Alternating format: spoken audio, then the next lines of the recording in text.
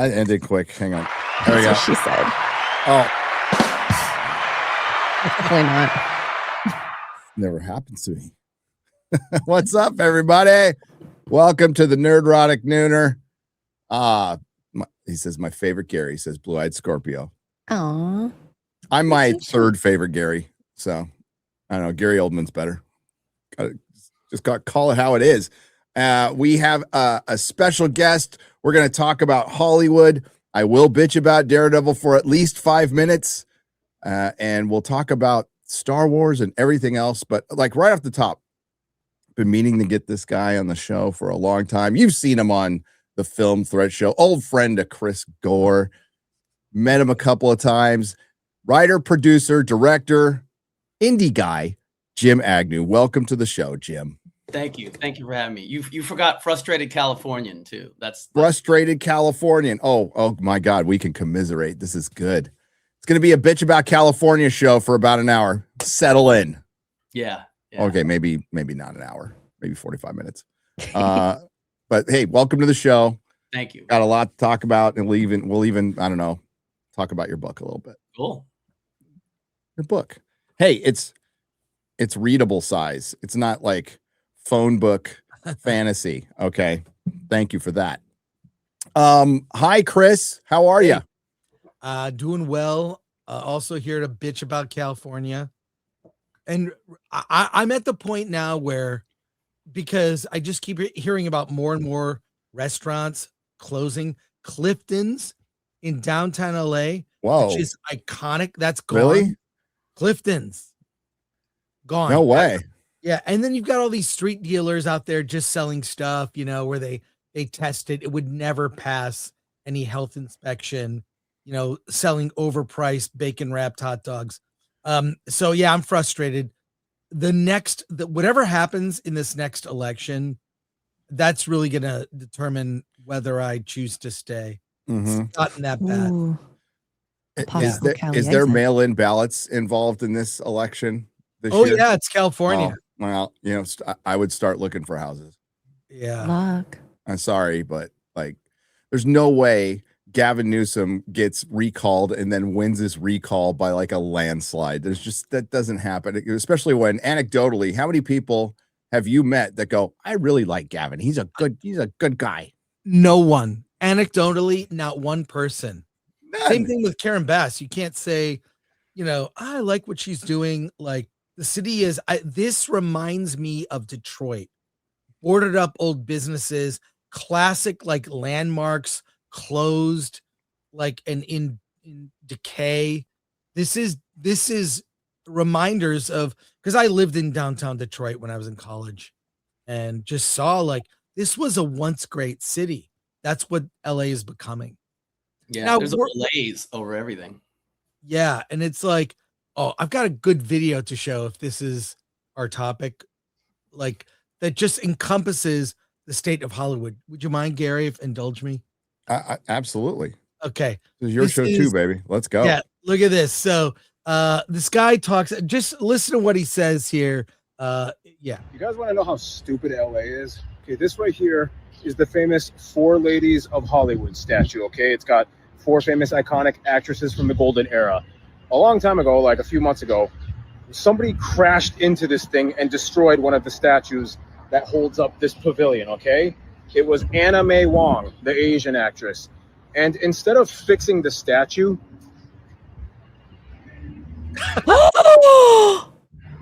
they just made the pole longer on her head. No.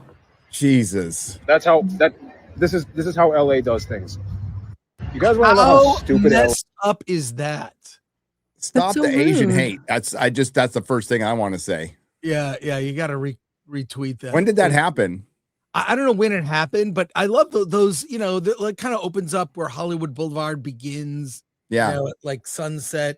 And I didn't know that happened, but people are fed up. Normal people.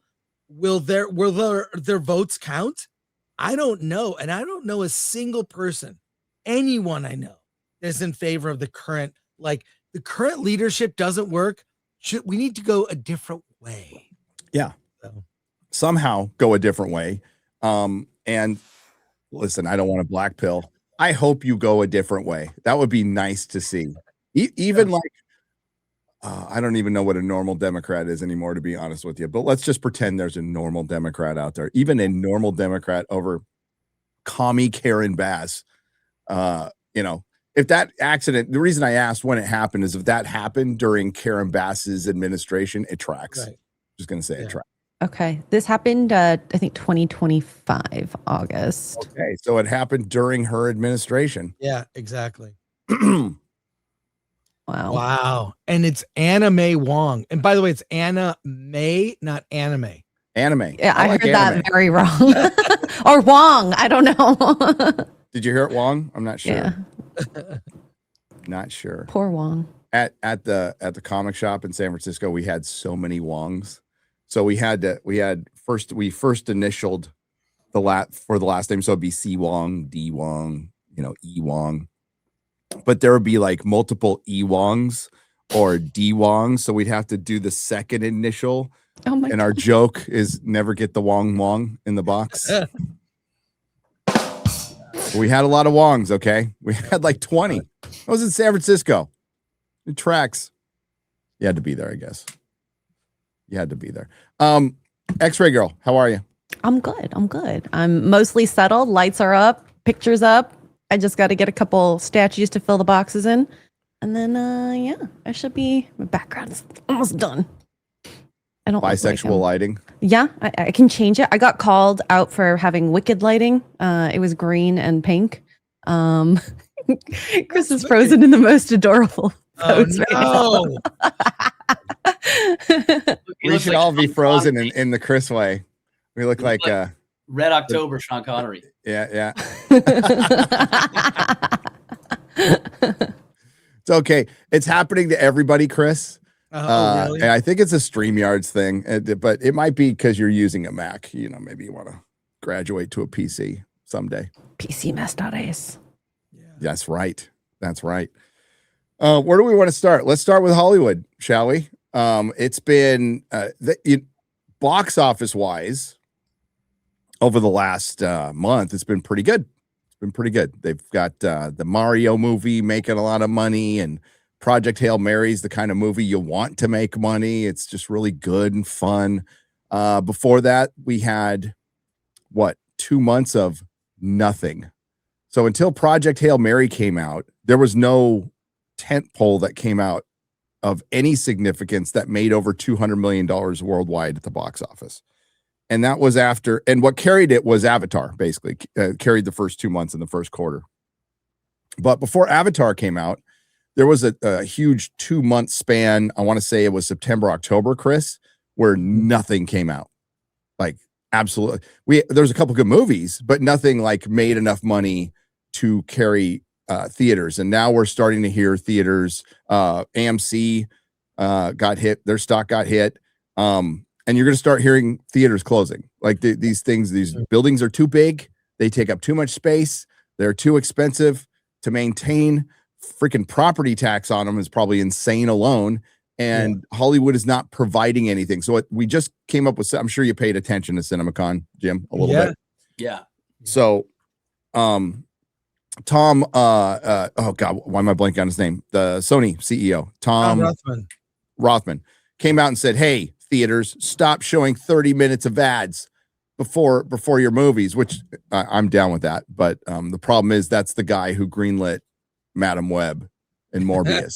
So like make better movies for these theaters. You need to make more of them. And I don't know if that's possible now because of the decline in Hollywood. And just because there's runaway production now doesn't mean that they've also greatly reduced the production. I don't know the exact percentage, but it's 30, 40%.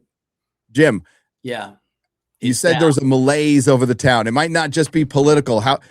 What's the feeling? Okay, so you are a writer, you're a producer, so you do indie projects. You're on the ground level, so you see kind of like all of the underbelly, and you also know kind of all the shit you have to do to trick. You have to do guerrilla shooting, all kinds of crazy stuff to save money. How's it looking in LA overall right now? Really, really dire. I think, Wall Street Journal just put that article out that said there's 42,000 less jobs in the last 2 years. And I think that might be an understatement. I mean, listen, the evergreen business of the film industry that was in LA and California, they just let it die, basically. Well, all these other states last decade or so, you know, Alabama, Kentucky, Georgia, put all these tax incentives in that are, you know, so much better. That's why no one shoots in LA. There's a multitude of problems. I'll just, without getting in the weeds too much, the biggest problem of all is the California tax incentive is idiotic. It wasn't working. Let me just tell you, this is why I hate California. Sorry, I was born here, but I hate it right now. Is this kind of stuff, is that there was like, I think it was $350 million was in the system, right? For films, but you can't apply above the line. You have to do a jobs formula. You have to wait. It's all these things that other states don't do. So what does the legislature in California do? Put twice as much money into a failed system without changing the parameters, without making it, including above the line, like every other state, without getting rid of that dumb job formula, without doing all the things that make it competitive. Their only solution is like more money without fixing the problem that was causing it in the first place. So that's the big problem. And then also too, it's just, you know, other states are easy to shoot in. California, if you have a question about the tax incentive or anything, you can't get anybody on the phone. If I called Mississippi Film Commission today, right now, somebody'd be on the phone in 2 hours to answer my questions. They'd be like, here's what you do. They're super helpful. I've done a movie in Mississippi, 2 in Alabama, 1 in Kentucky, 1 in Michigan, you know, and no one wants to shoot in LA. It's all just red tape, expensive as hell for everything. You know, you've got union costs, you got it's just laborious, you know, it's like, why bother? So it's bad, Gary. It's bad. It's bad for California for sure. Yeah. You know, I'll go in on the unions. But the thing is, either way, with the unions and the state, you have two giant things you have to go through that are pain in the ass, right?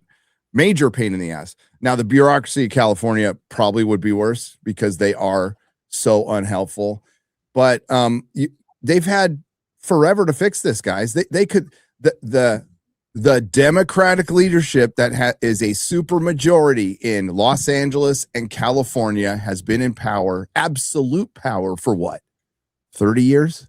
You know, since Arnold left, 20 years. And they had power when he was there too.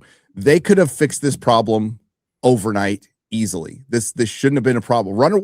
Runaway production has been going on for what, 2 decades? Like, seriously, probably further than that, but it's been really bad for 2 decades.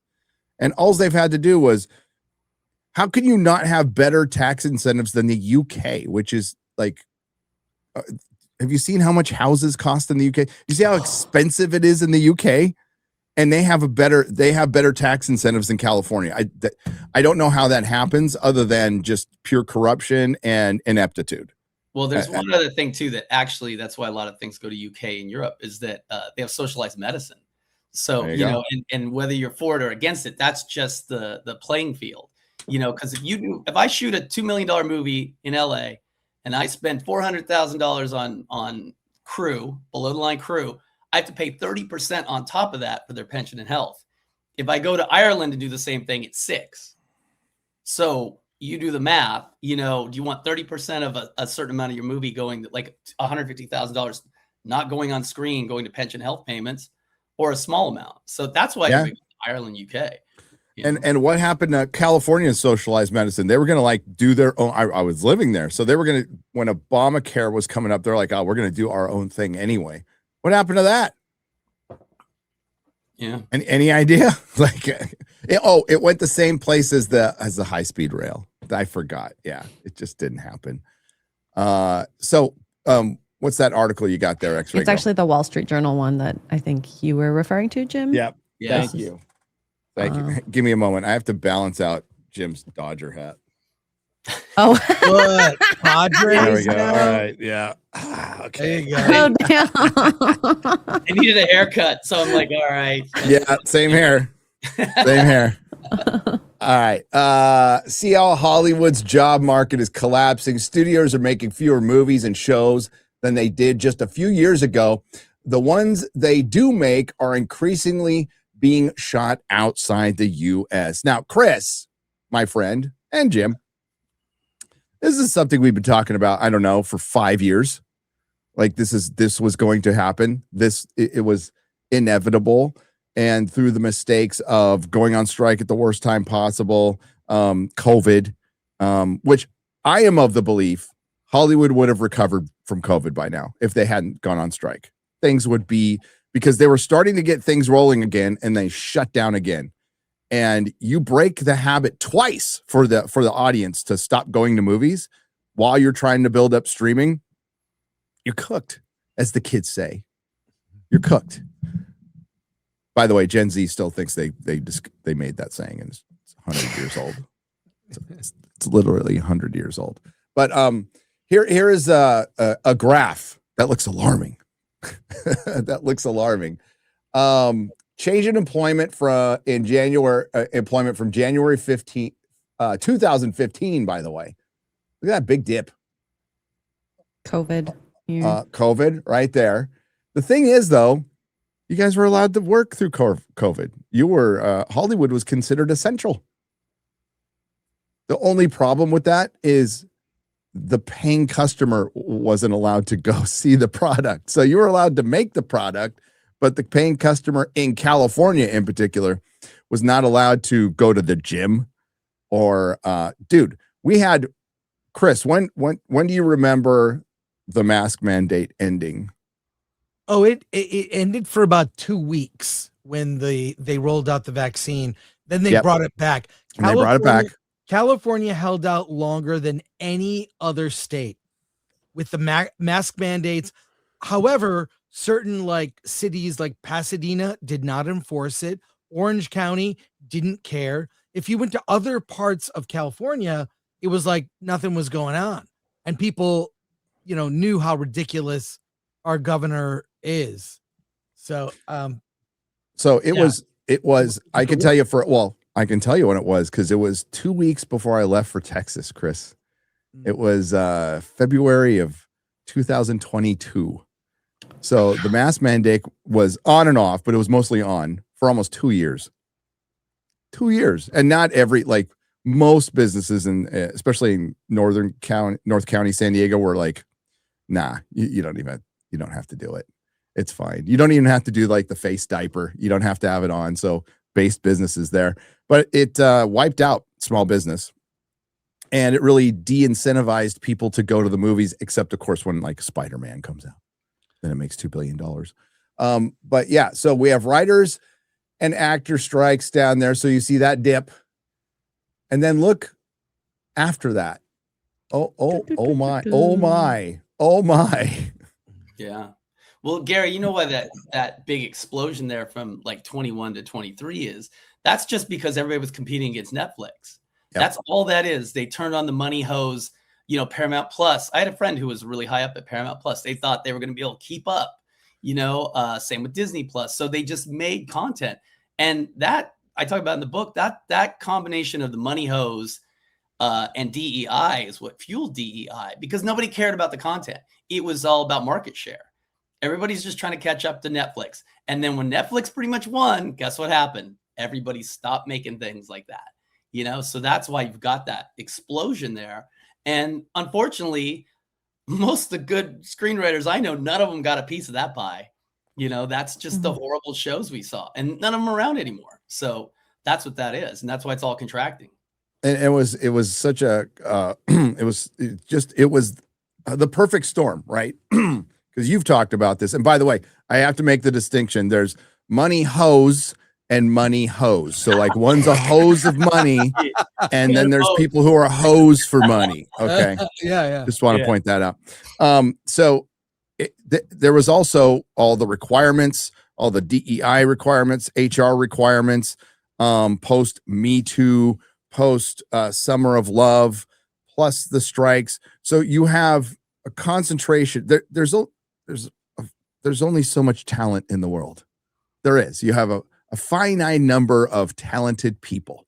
And when you start plucking from that finite number based on skin color, because you're fighting racism somehow by being racist, and picking out white male writers who were straight were told to pound sand for the most part. Or I could work with you. Oh, God, I wish I could say who this was.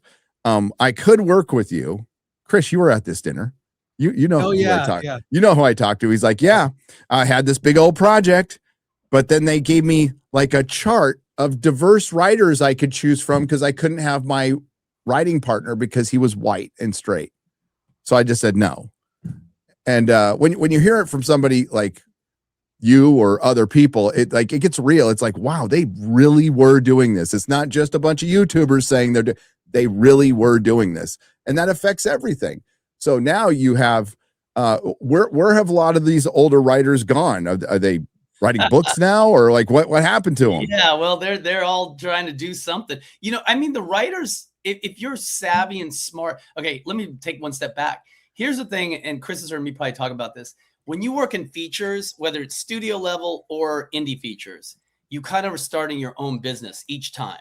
And you have to start all over again. You write a script, or you talk to your agent manager, or you pitch it to a studio, you write it, maybe you stay on it, somebody else comes on it. So it's like starting a little business every time. Then when you do the next one, yet when you're in TV, you're constantly waiting for the corporation to hire you. So I always joke that TV writers are institutionalized, almost like Brooks from Shawshank Redemption. Mm-hmm. Like, they are waiting for jobs. They're waiting. They don't know how to take action. And I've talked to some really big showrunners and studio execs that are out of work, and they all ask me, they're like, how do you put a movie together? I'm like, it's easy. You do this, this, and that. And they don't understand it. And there's one other thing about TV writers. They don't like to work for free. Feature writers, even at studio level, have to work for free. They have to do many rewrites. You're building your own business. You have sweat equity. TV, they don't do that. They hire you. You're right. So it's a totally different mentality. And I think a lot of them are basically fucked because they can't get out of that mentality. It's too late for them. You got to go make your own way. There's still, even though the entertainment business is cratering, there's new opportunities, but they can't find those. So they're really, get your social security and go live on a beach or something. They're done. Yeah. I like the term institutionalized. That's really good. That does describe it. Even in the the lower dregs that I worked in just post, basically, we had to work for free a bunch. We had to clock out and stay in the building. Nobody told us to do that, but we have a deadline. We had to meet it by a certain time, and it wasn't realistic within the hours of my job, which was a 12-hour shift, by the way. So we'd be there for 14, 16 hours and working 4 hours for free. I didn't have a problem with it.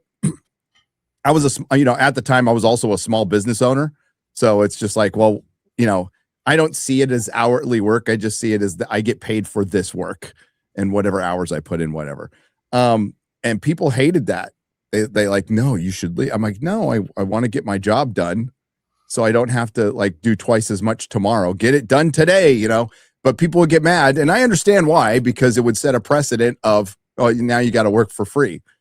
But they absolutely expected it. That the town ran on that. And the worst part was I was hired at Technicolor to train my replacement, like from day one in Bangalore, India. So I'd have to report to Bangalore, India. It was that's a whole other video someday. Yeah. Well, but have you guys ever heard of producer passes on like what they've been doing for 20 years in the WGA?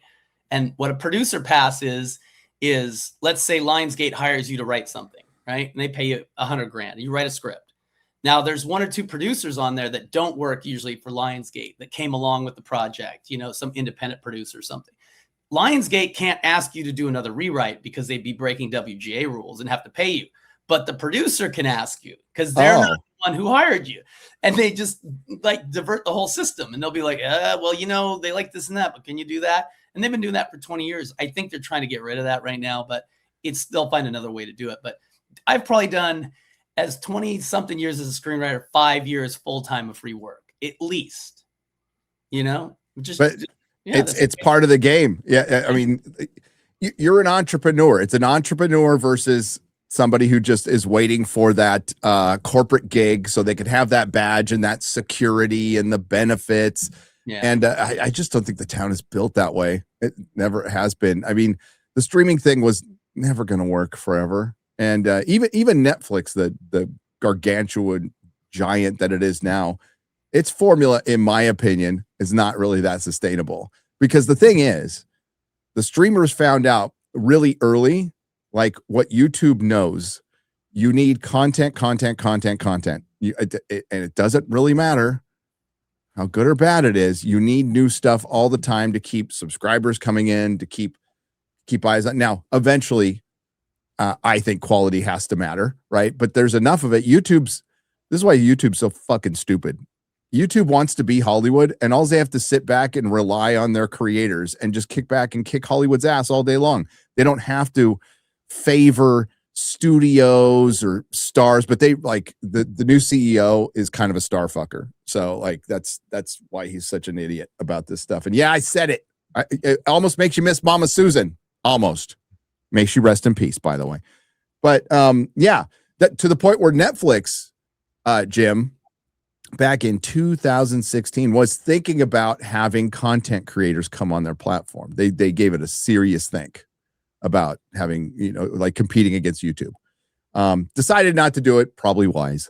But yeah, you need to have content. And that's that boom we just saw. That's what it was. It was, we hope all this works and we're not really going to do much quality control. But now, how do they move forward? Like how? So we have Hulu combining with Disney Plus, but they still don't create enough content to reduce churn, because you have to have a new show every week, pretty much. I don't know how you do that. It'd be good for Hollywood.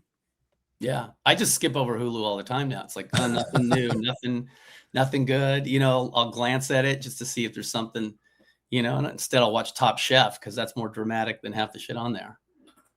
Well, reality gets a well, I mean, a lot of reality shows are shit. Okay, let's be real. But then like you find some gems like Top Chef or Clarkson's Farm, which is absolutely the greatest show. So what is this? For live action scripted film and TV productions with budgets of 40 million or more. So we have a dip in 2021, it's 251. So it's almost halved. Wow. Almost. They lost almost 100 scripted productions. That's a lot.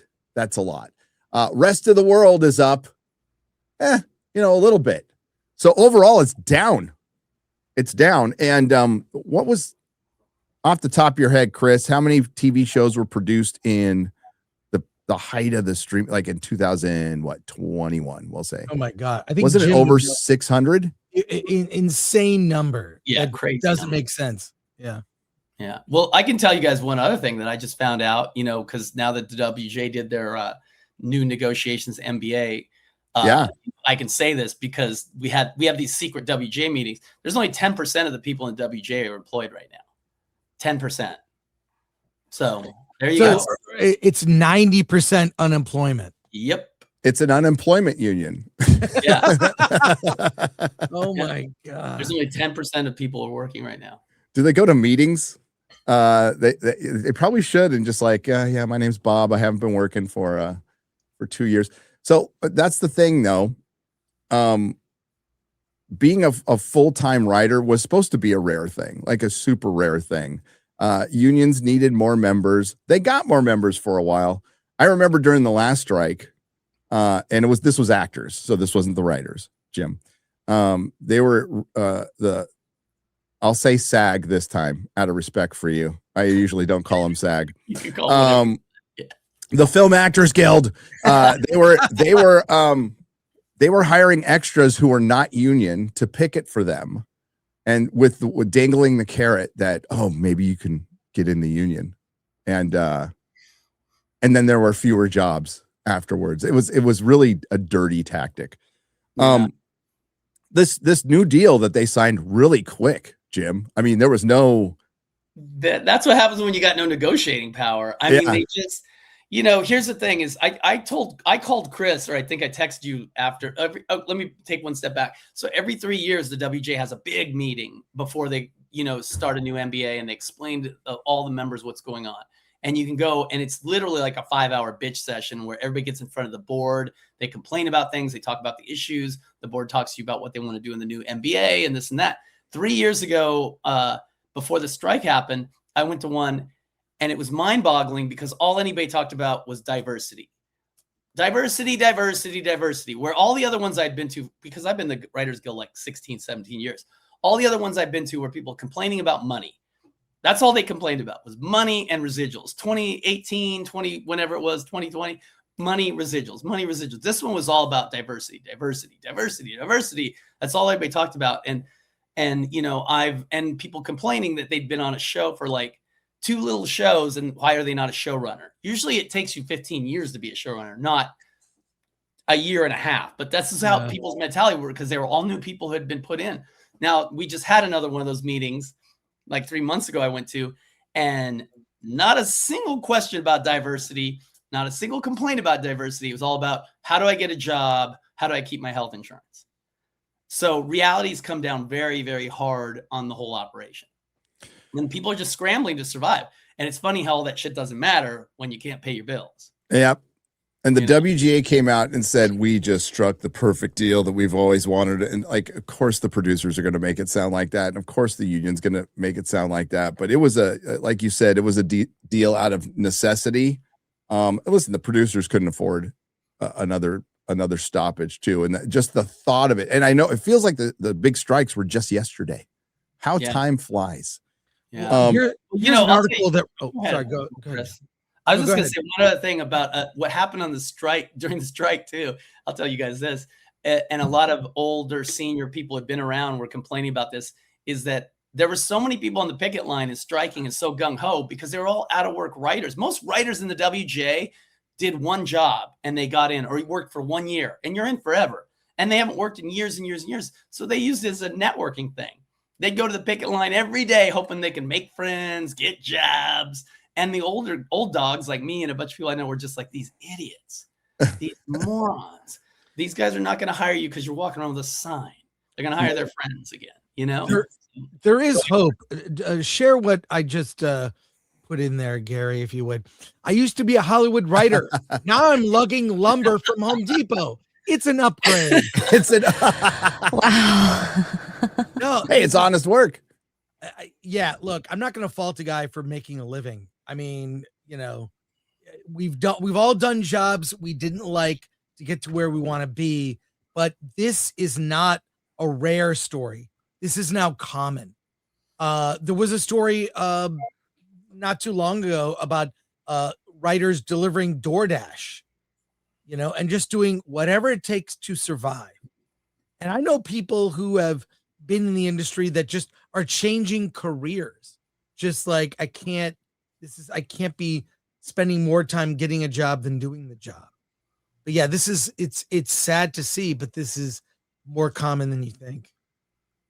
Well, I mean, back in the old days, again, being just a TV writer was really rare, and they would have other jobs, you know, and not people who wrote novels would be accountants, you know, and they just did it in their spare time. I know a guy named John Ronald Reuel Tolkien. He was a professor at a college, I think, wrote his books out, his manuscripts out by hand at night, you know, smoking his pipe. And then when he did type it, he typed it with 2 fingers, you know, he had a job, kids, did all that other stuff too. So it's not a bad idea to have another career to fall back on. And honestly, if you go out and become like an auto mechanic or an electrician right now, that's good paying work. It's good paying work. It's honest work. And you'll probably be able to retire early on what you're going to get paid. And it's not necessarily going to get taken over by AI right away. Well, by the way, Andy Weir, I learned in an interview, he did a lot of them for Project Hail Mary. He was a computer programmer who was working. And when he sold The Martian, he was still doing it. Yeah. He wrote it, sold it, but he's very practical, that guy. You know, so that makes sense. If you read his books, they're pretty practical. Yeah, good use of, you know. Well, you know what? I'm sorry. I was just going to say one other thing about these kind of stories, because you're hearing them a lot, is that a lot of these people got in the Writers Guild in the last like 6-7 years because of DEI and things like that very easily. They didn't have to work that hard, and they thought once they were in, they're in for life. And people I know from 10, 15 years ago, they hustled so hard to get in. When they were in, they kept the hustle going. They kept busting balls. You have to keep working, grind. You know, I've done some gigs for studios. I sold a couple TV shows. I got some huge checks. You know what I did every time I got a check? I bought a pair of tennis shoes. So I felt like it did something for myself. And I put the rest in the bank, or I put in my IRA, like, because I'm like, this ain't gonna keep being like this, you know. So every time I did, you know, got a big check, I just hold on to it because I'm like, I don't know how long this has to last, you know. So I think a lot of these young kids who got in just think, oh, I'm in, I'm open the door. Easy. Yeah, and it's not like that. Jim, could you fact check something for me? Okay. Our very positive governor, Gavin Newsom, did you know, this is from the press office, did you know California's production industry is 10 times larger than Georgia's and twice the size of New York? I mean, they could be manipulating anything because, you know what our governor's up to, you know, spending money on PR to make himself, to change all the facts of the last 8 years. Well, buying his own book too and giving it to government. Who knows what that means? They could be using just studios lot spaces to come up with that, you know, that. And here's the other thing is like, Georgia's losing a lot of business too. New York's gaining business. New Jersey's blowing up because it's just so much easier to work there. So yeah, it's all bullshit. You know, I think, Chris, you've heard me complain about it because I've complained about a lot of things. I think I complain about Film Threat is the city councilwoman for Hollywood, Nathia Rahman. Yes. Ugh. Guess where her husband does he's a big TV writer. Guess where his shows are all produced? New York and New Jersey. So if the city council person representing Hollywood is sleeping in the same bed with somebody who takes their productions to another state, what is that? Hey, you know, didn't Gavin Newsom just hire a big New York firm, PR firm, to start an ad campaign for California? You can't make this shit up. The thing is, Chris, this probably is right. And it's what Jim said. I mean, you know more than me. It's probably studio space, right? And he's not, of course, he didn't mention the UK in here. He left that out. And you would probably have to have followed that up as, yeah, it's still larger, but it's also 10 times smaller than it was 20 years ago. You know, shrinkage. He was in the pool. One other thing too that's really annoying about the the incentive in California is because they do a jobs formula and no other state does that. So it's basically rigged for the studios to get it. And the studios, most of the time they get it, we're going to shoot here anyway. You know, like I have a friend who worked on a big TV show. I'm not going to out the actor, but the actor would show up and say, big actor, he'd be like, all right, he'd say, get me out in 3 hours. I got to go golfing. You know, and that's the only reason they shot the show in California was because he didn't want to go somewhere else. You know, and that's usually what it is, you know, and then they brag about these shows are shooting here and here. It's because they had no choice, really, you know, because that's also very appealing to actors. Get out of bed and go to work, not, you know, live somewhere else for 6 months. So, yeah, it's all bullshit. I mean, really, Gavin Newsom full of shit. I don't know. Who would have thought? Who would have thought? Yeah. And actors care so much about the below the line guys that, you know, they signed a letter, Jim. They signed a big letter against the Paramount Warner Brothers merger because they're looking out for the below the line guys. But believe me, they would sign with Paramount Warner Brothers or Mount Bros or whatever the hell it's going to get called the minute that merger goes through. Yeah. That's an interesting one too, how so many people are against that. Stingray from Paul Walker Hauser, is that his name? Walter Hauser, who played Stingray in Cobra Kai, made a great point a couple of days ago. He's like, y'all weren't bitching about the Disney Fox merger. Where was the letter for that? Where was the protest for that? None to be found. Yeah.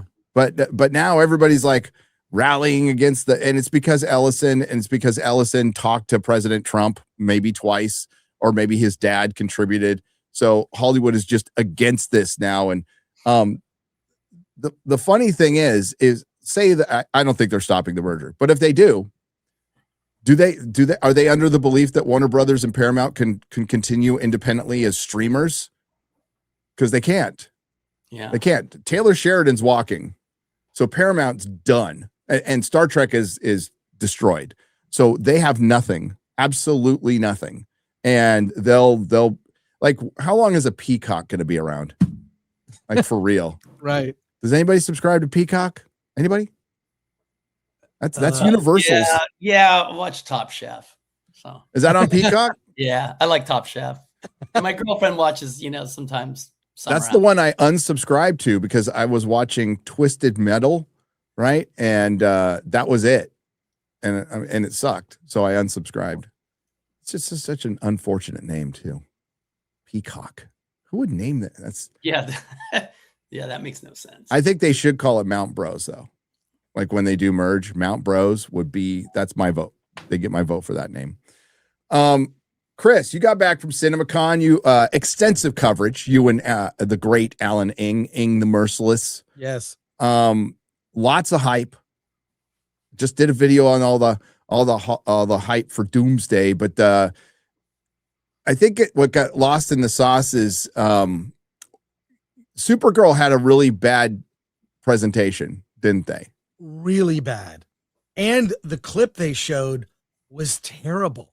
It did not represent the movie in a positive way. And as I pointed out to you, I sent you that clip from the Matt Baloney, The Town podcast. Yeah, so that made it my video. Thank you very much. I needed to cite my source on that one. So please tell the fine audience what, because you told me about it. I'm like, what? Well, it's like, okay, we sit here and we talk about how this doesn't look so great. This doesn't look so great. And then people criticize, it's the chuds. You're a misogynist. And then I'm like, yeah, but industry people feel this way too. And they went through, it's a short segment from his recent podcast where they went through, that was one of the Supergirl presentation was one of the worst. Gunn came out in a clip that was under 20 seconds talking about Man of Tomorrow, the sequel to Superman, which underperformed. And they were just unimpressed with the DC slate. It was among the worst presentations. And then they talked about how Millie Alcock was so underprepared. It was like heads should roll because of that. They asked her the most innocuous question, your favorite scene. What was it like to work with a dog? These are softballs. You should say, it was the scene with Jason Momoa. We did this. I can't tell you the details, like whatever. No enthusiasm. She was wearing a Supergirl shirt with the Chanel logo. And of course, I didn't know that. My girlfriend had to tell me, that's the Chanel logo. Like, okay. That's what sure, that is. Chris. Tell whatever story you need Yes, to tell. I didn't know that. Anyways, but the scene they showed, put all that aside, the scene was terrible. It was terrible. There wasn't, and that was the talk after. The chatter after, like, there was a party like Fandango, and everyone is talking, wow, Supergirl does not look good at all. So, and that's amongst the friendlies, somewhat friendlies. Yeah. And on top of it, they flew in paid TikTok influencers to cover CinemaCon. And in particular, it seemed that Disney had people like literally laughers, clapping and like seals and laughing at everything. And they went over the top for Doomsday. So part of that is to get people in the room excited. So I guess, and there's no rule against that, but I can only judge by they're like fluffers. They're like fluffers, or like, what they, probably don't. I mean, must be common knowledge now, but they pay audiences to go to live TV shows. They pay them, like $50, $80 to sit there in a cold theater and clap. And tell them when to. And that's yeah. I mean, the logic behind it is probably pretty good because it's going to be a bunch of critics and they're going to be typing away on their laptops and they're not the most over enthusiastic. It's not Comic-Con where you're going to get cheers for anything. Well, right? And I found out also from a friend of mine who's prominent critic, I won't say, who said he confronted Disney like, what's going on? Like there's a lot of, and they said that now they prioritize TikTokers and influencers over film critics. Oh no. For every, I'm just saying, the access train is left the station. I mean, I don't moving care. on. I'm usually the last person to see, like, when we see any Disney movie, we see it the Monday before it opens. We can't talk about it until like a day before it opens, but That's always a so good sign. whatever. But it's not confidence. I mean, here's the thing about Supergirl. Gary, you owned a comic book store. Who was coming in to buy Supergirl comics? You know, that was at the top of their list of all the DC characters. You know, well, the ones who were coming in were dudes. Yeah. Dudes. There's no women buying Supergirl comics. But of all the IP they could use, having I know. It's like, let's make a Supergirl God, movie. even when I'm going like, what would be Supergirl's heyday? Chat, Peter David's run, maybe that's in the 90s. So, and it sold modestly, and it never sold great in my shop. As a matter of fact, like Wonder Woman never sold great in the shop. It sold okay. And again, it was all dudes buying Wonder Woman. There's no women liked X-Men.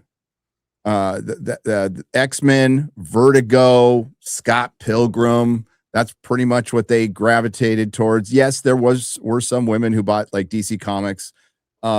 It's easy to profile, well, especially in San Francisco, in a comic shop. So if it's like, gay guy walks in, he's gonna get Robin, Nightwing, X-Men, like that, and Supergirl. So like that's what they buy, but they never. Yeah, it's Supergirl being the second property you roll with in your cinematic universe is insane. Admittedly, it's better than The Authority, but it's absolutely insane. It should be Batman. And they didn't even have anything for the Batman Part 2 other than announcing the cast, which I have to say, the cast for that movie looks amazing. And contrast that with Gunn and Man of Tomorrow. He's not attracting top talent. He's attracting people. Gunn is attracting people, or choosing to work with people that are compliant to his way. In that clip, I know I brought it up before, when David Corenswet is in conflict with Gunn, he just says, basically, do it the way I want, even though Corenswet's point was so good. It was, this is what Superman he wouldn't be an over-the-top angry. It's like, I guess maybe that's how Gunn sees himself. It was such and they released that clip. Yeah. Thinking it would make him look good. And I'm like, no, it makes you look bad for not listening to your talent and taking a note. At least do it his way, try it, get it, and decide what works in the cut. Like, it was a bad call. And they didn't show anything from the Batman Part 2 at CinemaCon. Like, they didn't even talk about it. And Charles Dance was added to the cast. Looks great. It's amazing. It's like top tier actors, And what happens, Chris, if it does well, which it could very well do better than the first one. Then you have to make a third one. I think it will. I think it will, because they've gotten the feedback about how that second, third act. I learned that term from you, Jim. The second, third act. Like, what's the second, third act? Like, what? There are a lot of complaints about that with the Batman. So that's kind of where its weaknesses is. Define second, third act. Well, if you notice big blockbusters now, they have to have like a third act. Like everything kind of gets resolved. Oh, but there's something else in another 15 minutes. Like, so it's almost like if you cut off the second one, you still could end the movie where, I forget how Batman ended, but yeah, you didn't need to get into like, you didn't blowing up the for lack of a better term, the seawall, the dikes around Gotham, to make it some kind of a Katrina thing or something, whatever the hell they were trying to do with the incel Riddler. Yeah, they could have left all that out. They could have just stopped him and saved the day and stop one of his assassins or something. Yeah, they didn't have to have the Katrina gigantic. Let's have another 15 minutes of water and fights, and you're kind of like exhausted by then. Yeah, it's a long movie. I forgot how long it was. I watched it on a plane ride, and I'm like, oh, it's 3 hours. What? It's ridiculously long. But the Batman Part 2 looks way more exciting than anything James Gunn Superman. They didn't mention it at all. How much So Dune played off pretty well, Chris. Everybody was pretty Yeah. happy with Dune. We saw the first 7 minutes. It's like Saving Private Ryan with an Whoa. all out. It's so good. The only major character in that scene was Stilgar, but they're showing the jihad. So the way it opened, and it was just a great scene setting up, the conflicts.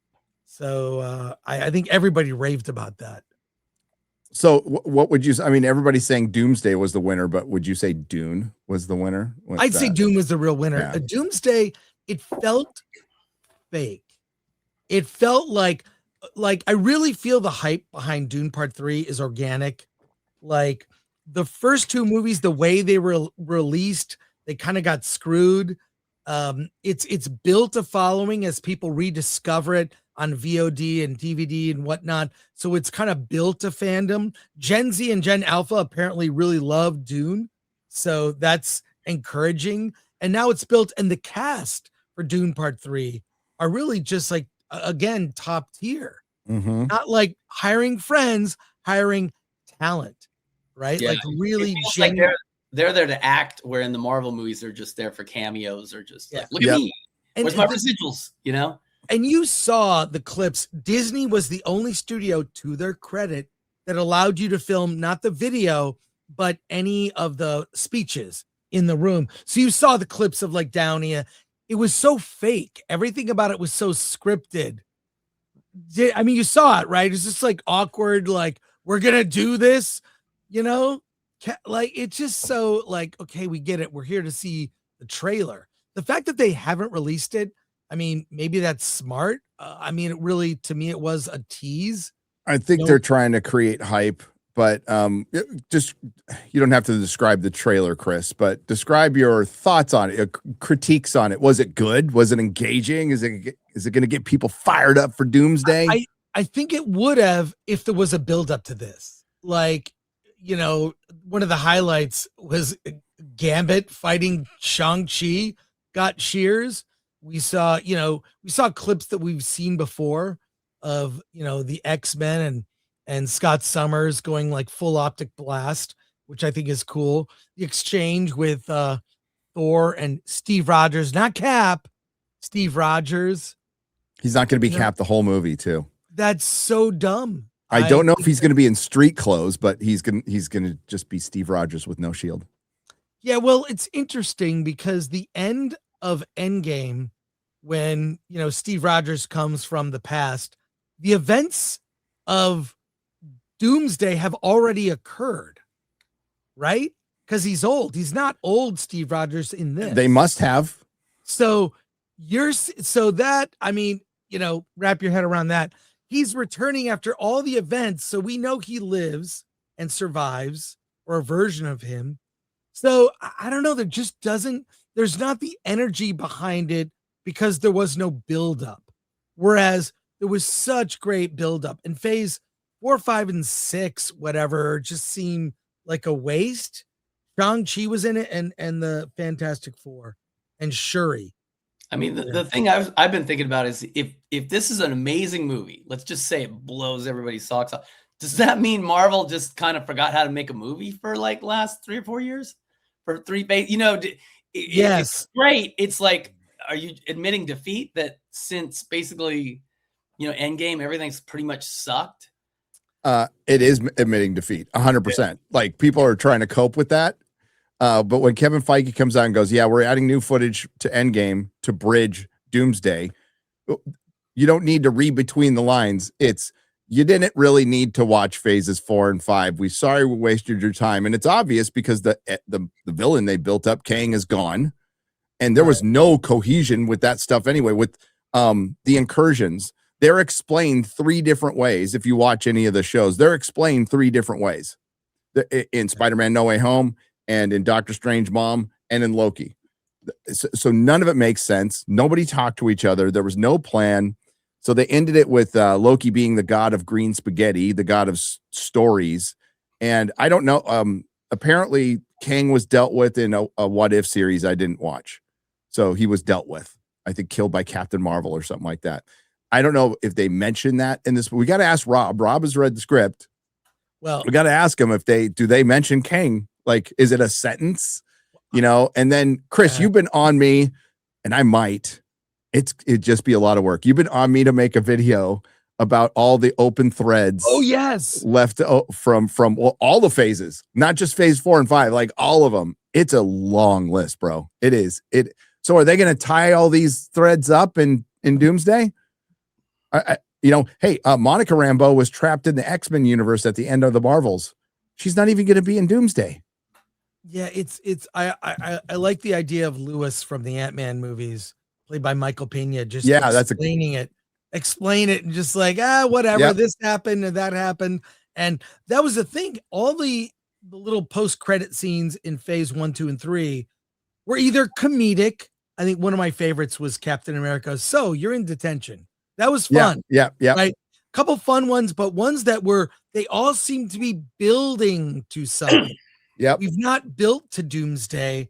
How are they gonna like are normies gonna know like Dr. Doom's powers, his origin? Are we gonna get that later?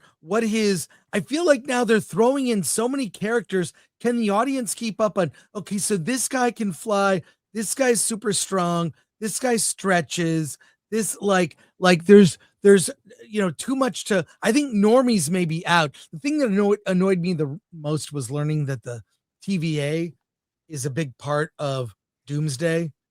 I learned, so you heard that too. You know that as well. So, okay. Yeah. So I hated Loki.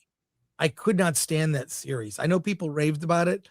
I don't understand what you're getting out of this.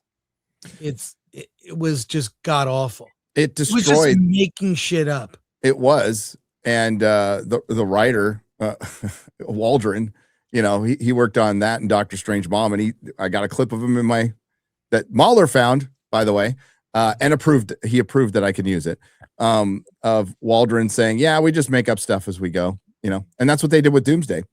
Loki destroyed the gravitas of the Infinity Stones by making them paperweights. And the problem with even having Doctor Doom should have been a villain introduced the minute they had the rights.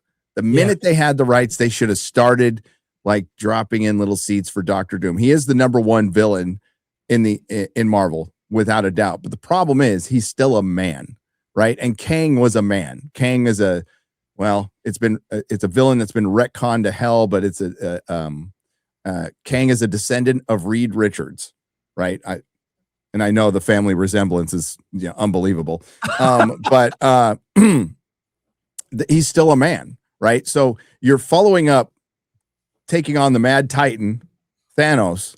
Your next natural step should be power scaling up to a more powerful villain, like Mephisto, or Galactus, like that. Those should be your big bads, going up. Not like Doctor Doom's a great villain, but you have to, like you said, Chris, you have to build him up over time. Normies are not going to know why his powers are unique, why he is so unique.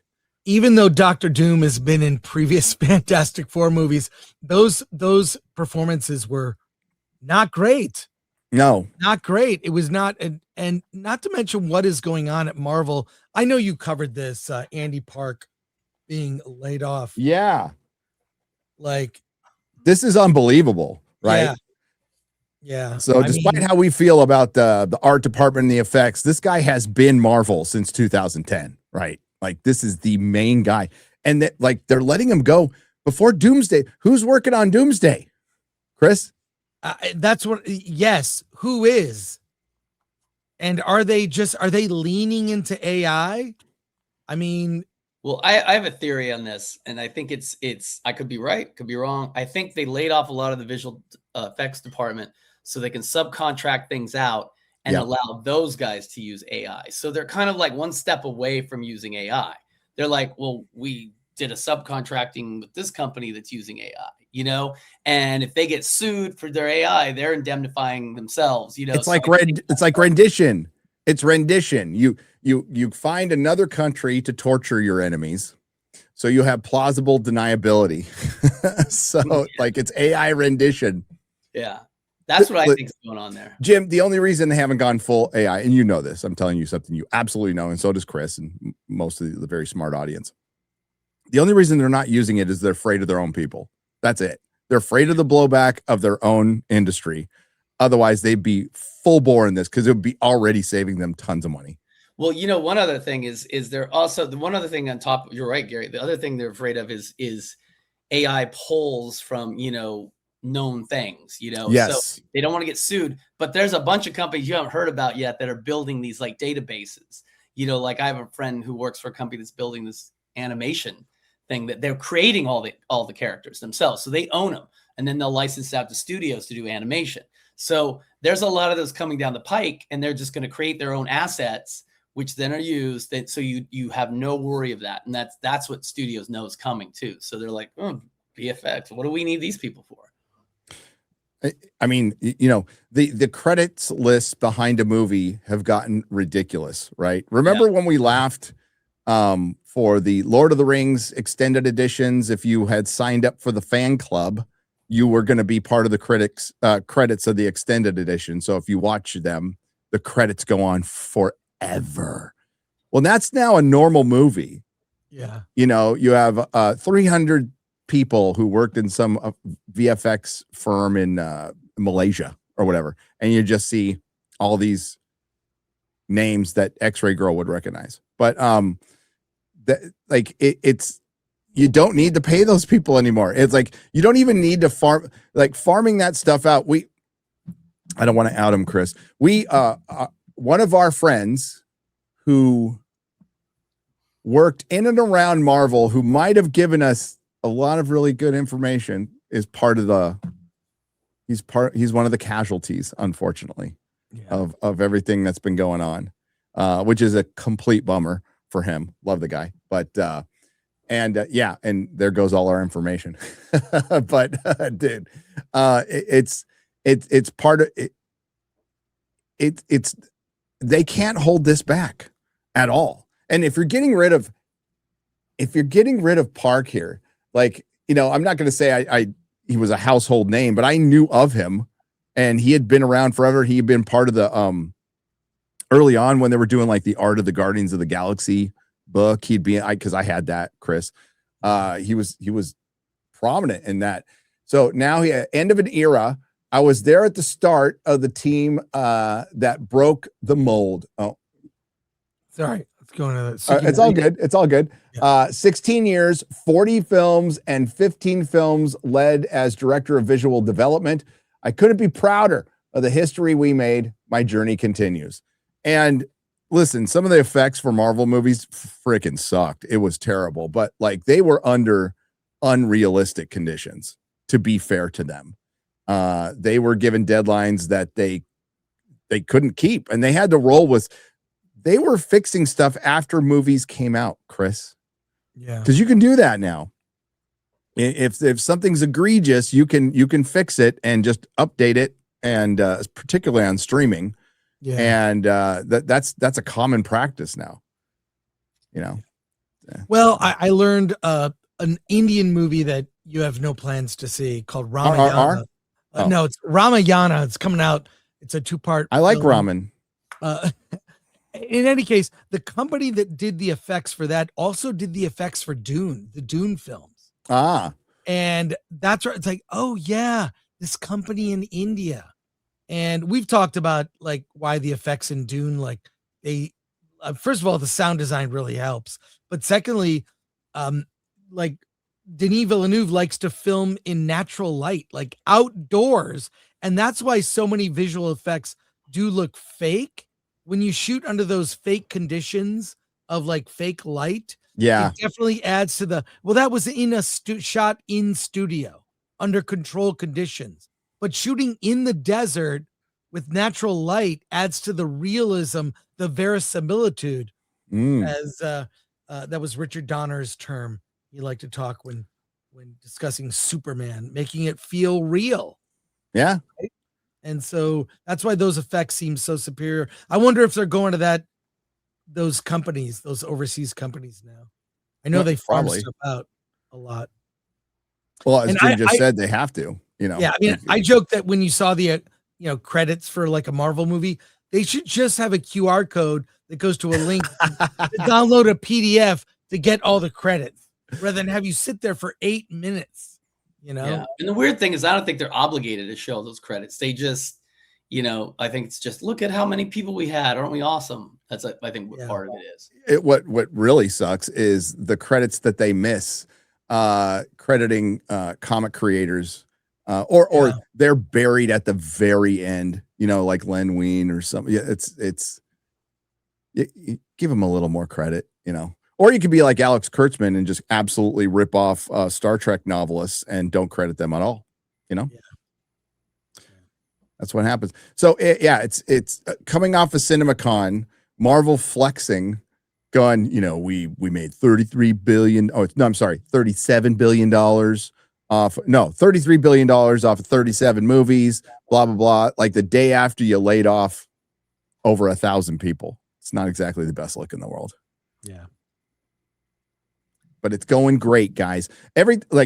The title of Drinker's video, like Doomsday it is the make or break movie for not just Marvel, for superhero movies, right? Because we saw a good sign last year of like how healthy they are, and they're not. Like it is definitely. If Superman's James Gunn, you'd have to discount a lot of factors with Snyder and all that stuff. But if you would release that movie in the era of Aquaman 1 and Captain Marvel, it would have made more money. It would have. Mm-hmm. It would have made more money. And they don't now because they've oversaturated the market.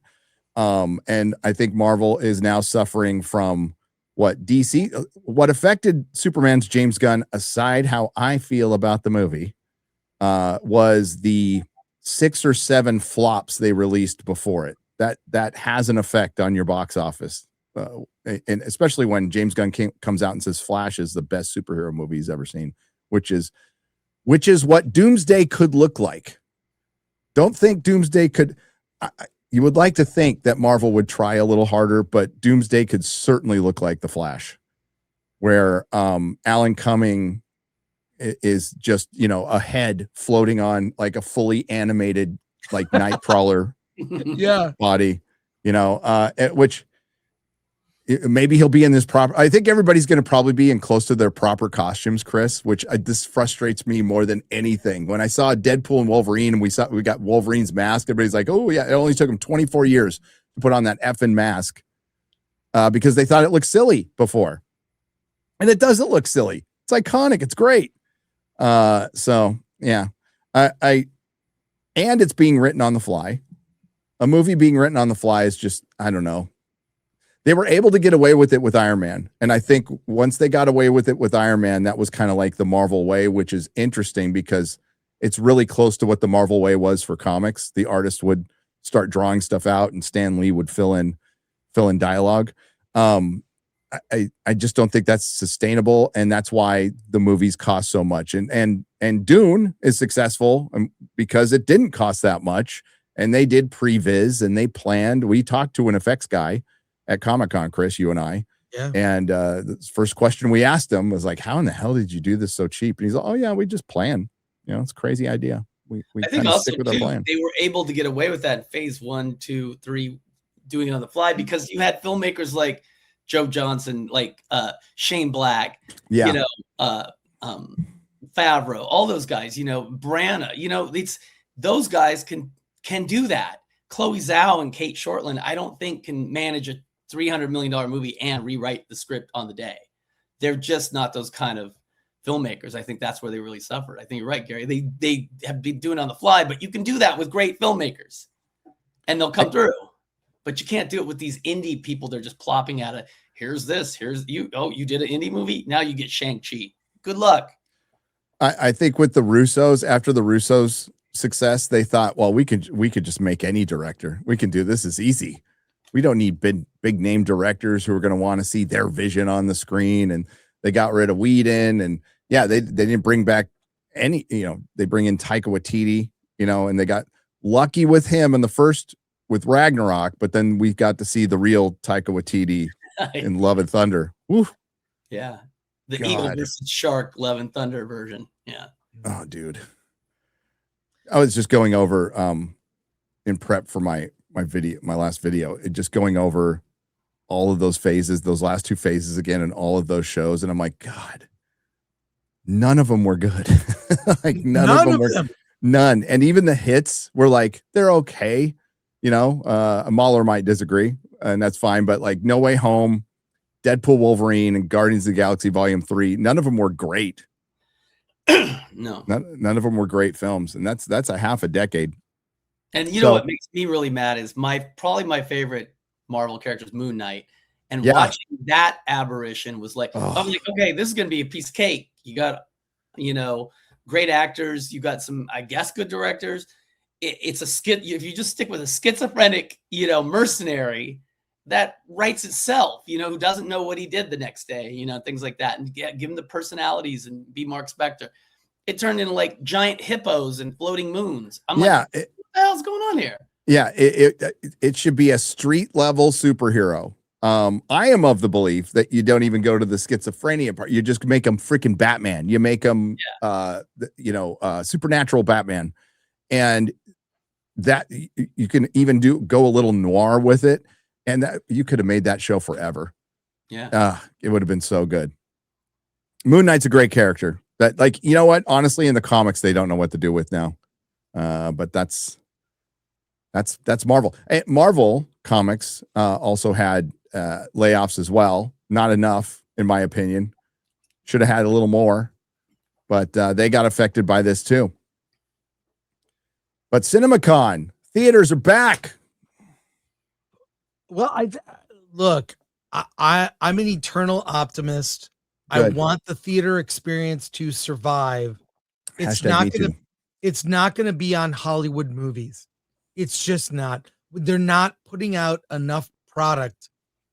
People are saying, "Oh, Doomsday and Doom Part 3 on one day." That happened all the time in the 80s and 90s. Different types of movies, big bangers would come out on the same day. They would compete.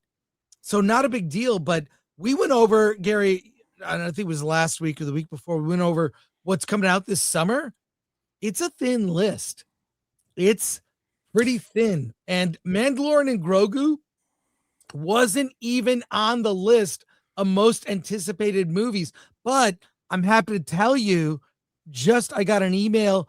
They are doing on May the 4th a special screening of a little preview of Mandalorian and Grogu. I put it in the if you want to share it, or you can share whatever. You can get tickets now at theaters around the country. My guess is they will show you the first 18 minutes of the film, which is what I saw. That's my guess. They'll do that, and you'll get a poster. That is available now. You can probably share the link. Wow, let me put that on my calendar. Yeah, let me circle that one. I got tickets. I just got them. I don't know if I'll go, but I got tickets. My guess is they'll show the first 18 minutes. What? You'll have Favreau like talk about how you're about to see the first 18 minutes. You'll walk away with a poster. They show a montage at the end. So it'll be like half an hour. And they'll to get people hyped on May the 4th. That's what's happening. Why not just have a special screening of the entire fucking movie? I mean, 25 minutes that's a good chunk of the movie. And you want people to leave their homes to go watch part of a movie and just show the whole damn thing, and don't show it again until or move the release date. Yeah, I don't get this. I understand like showing 7 or 8 minutes before an IMAX screening, right? That makes sense. But yeah, I'm just letting you know that dropped. If you want tickets, they're everywhere. I'm more excited about what I'm sharing right now. What's this? Oh, Burger King is back, baby. If you remember the Burger King glasses for like Empire Strikes Back. Oh God, yes. They did great. So they're doing barbecue bounty Whopper, Grogu's blue cookie shake, Grogu's garlic chicken fries, imperial cheddar ranch tots, and 4 collectible cups. They're plastic cups. Plastic cups. Which I think is So lame. the Burger King, was it Burger King? The painted glasses that they did for Empire and Jedi, which had lead in the paint. They were so good. They were amazing. Absolutely they were amazing. great. But you're going to get plastic cups and little paper bounty hunter thing and little Grogu, whatever, Baby Yoda. So those meals roll out soon. You get a Mando crown. Yeah, you can get a Mando crown. And somebody, now this is fan made. Somebody here did a fan made. What? No Burger King glass? This is not the way. That's fan made from John that's better. Ciavarella. Yeah, why don't they do? Well, the art's not that because great, it costs money. But yeah, glasses, they'd have to charge you like $10 or whatever. But I don't know. I know that they released a scene, which Gary, I watched it. Hopefully we'll take a look in a minute, but we will. It represents the movie very well. It represents it perfectly. So here we go. This is 46 seconds from the movie. Grogu, I need you to go to the control panel. Remember the buttons I told you never to touch? I'm going to need you to touch them. Look for the ignition relay cutoff. It's next to the fuel differential readout, which is between the pump compression gauge and the primary reserve. No, don't touch the missile battery switch. That's why there's a safety guard on it. Do you see the fuel readout display? Remember I showed you that one? It's on the other side of the manual control surface calibration. I don't think he knows what he's doing. That is the man. Wow. that represents so bad. The whole movie. I saw, like I said, I saw the first 18 minutes, which I think people will see on the 4th, but that's the whole movie. You're looking at that's cinema. It's not even funny. No. And I don't know. I didn't think Baby Yoda was that cute to begin with. I do think kids are gonna get into it. I do think it could get the kind of walk-up business that Super Mario got. It is being open Memorial Day weekend. Kids are gonna want to go. Parents will take, it's a Star Wars movie. It's about the experience. The movie is like half of it. It's about going to the movie with family. I even though pre-sales are bad, Gary, have you seen? They're really bad. Yes. They're bad. I mean, like you can get seats at any of the prime screenings on opening day really easily. They're not pre-sales are not good. So no, I think the movie's gonna, like, as far as like on a cringe factor, I think if the cringe is there, it will be because it's a kid's movie. I don't think it's gonna get political in any way or be anything close to what previous Star Wars movies were, as just far as intersectional feminism and all that and identity politics crap. I think it's just going to be an episode of The Mandalorian, like a special that should be a streaming movie that they're releasing in theaters, because Lucasfilm is so lost right now. They don't know what to do. So they're like, let's pick the safest thing. Let's do, and this movie probably would have done a lot better after season 2, but now that after season 3, and apparently you don't need homework for this, you could just go in cold. So you didn't need to watch any of The Mandalorian. Yeah. I just don't sense a ton of excitement. I don't know how many parents are going to like roll out and, take the day out, pay their $50 to $75 to $100 to take their kids to a theater to see that. Again, my theory is walk-up business will say okay. Pre-sales are not good. We will see. But yeah, you said in Burbank, the home field, AMC Burbank, which is the home field for LA, there's still tickets available. Oh, plenty. And good seats too. It's like they're like sort of just very sparse. Oh yeah, I checked. Oh, you can't tell by my local theater. My local theater is a sleepy theater in in a suburban part of Texas. And I bought the first ticket yesterday. Really? Yeah, I did. Oh no! I bought the first ticket. Oh, Yeah. So I'll have the theater all to myself. It'd be great. private screening. Private screening. Let's go. I'll feel special. But I don't know, Jim, Yeah. does this get fixed? Does this Hollywood thing get fixed, or are they just going to have to adjust to the reality that they are now not the industry? They are not the centralized part of the industry. They're just a cog. I think, and you know, I've said this for a while. I think that more and more the film business is going to become kind of like what we do with news. Like no one gets their news anymore from CNN or Fox. You know, it's there, but there's all these like hybrid and smaller opportunities for films to come out. You know, I think there'll always be Netflix, the big studio stuff, but it's going to be less and less. And it's these big tentpole things that they're going to keep banging their heads against the wall with. And, you know, YouTube and all these other places are going to have opportunities for young and indie filmmakers. You know, you can, if you make a great movie now, you want to put on YouTube, the whole world can see it. You don't need distribution anymore. You know, you might need it to monetize, but there's other ways around that. And also too, I keep hearing what a waste. Chris can probably speak to this more than I can. What a waste it is to even try to put your movie in a film festival anymore. No one cares. You know, it doesn't matter. It's like you can just take it anywhere else. So it's like, I think, you know, unfortunately, there's a lot of entrenched stupidity still at the studio and TV level. But there's some good people too. You know, there's some good shows like Friends and Neighbors. I think is that the thing with John Hamm?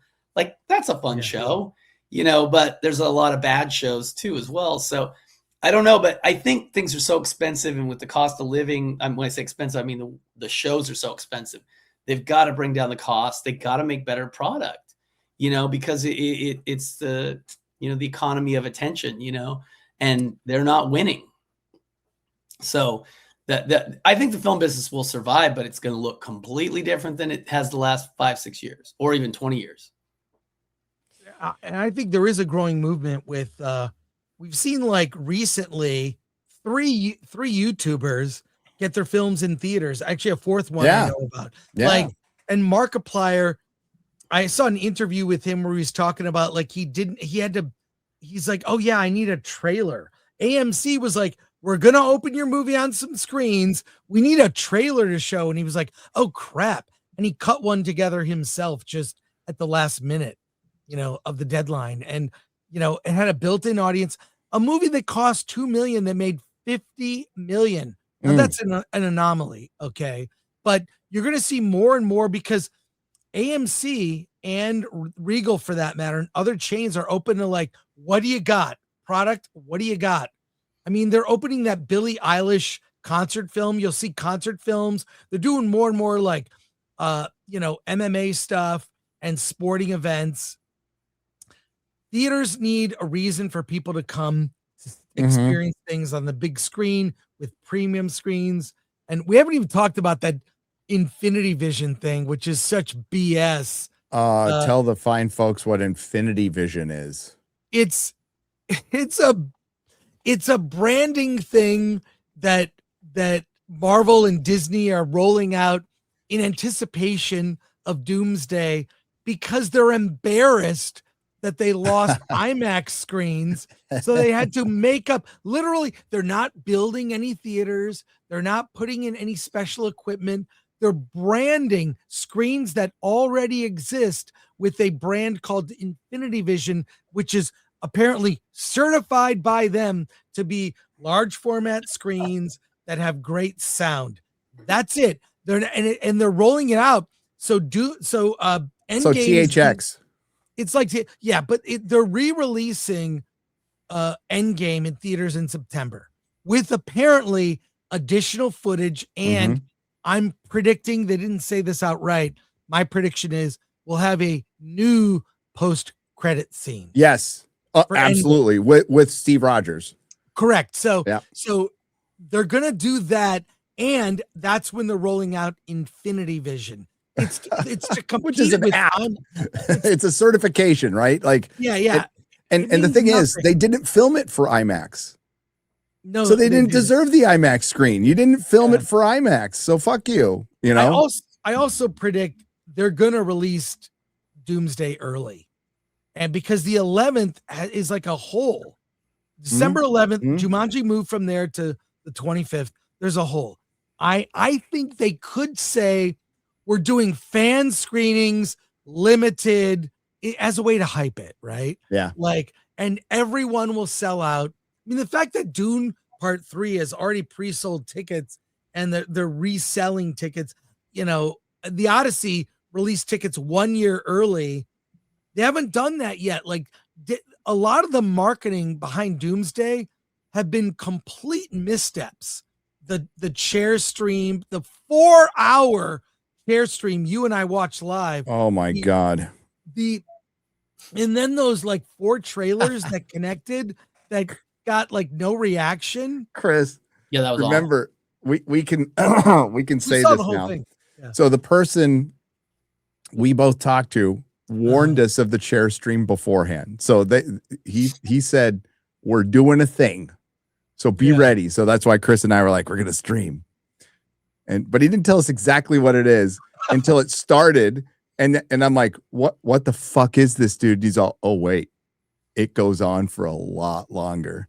I'm like, whose idea was this? He's all, I don't know. It was the dumbest fucking idea I've ever heard. But we had to do it anyway. And I'm like, what are we doing? Like, is there going to be a trailer at the end? Nope. I'm like, why? Why are we doing this? And they filmed chairs that they didn't even show, like Hugh Jackman and Ryan Reynolds, because their names weren't on the dotted line yet.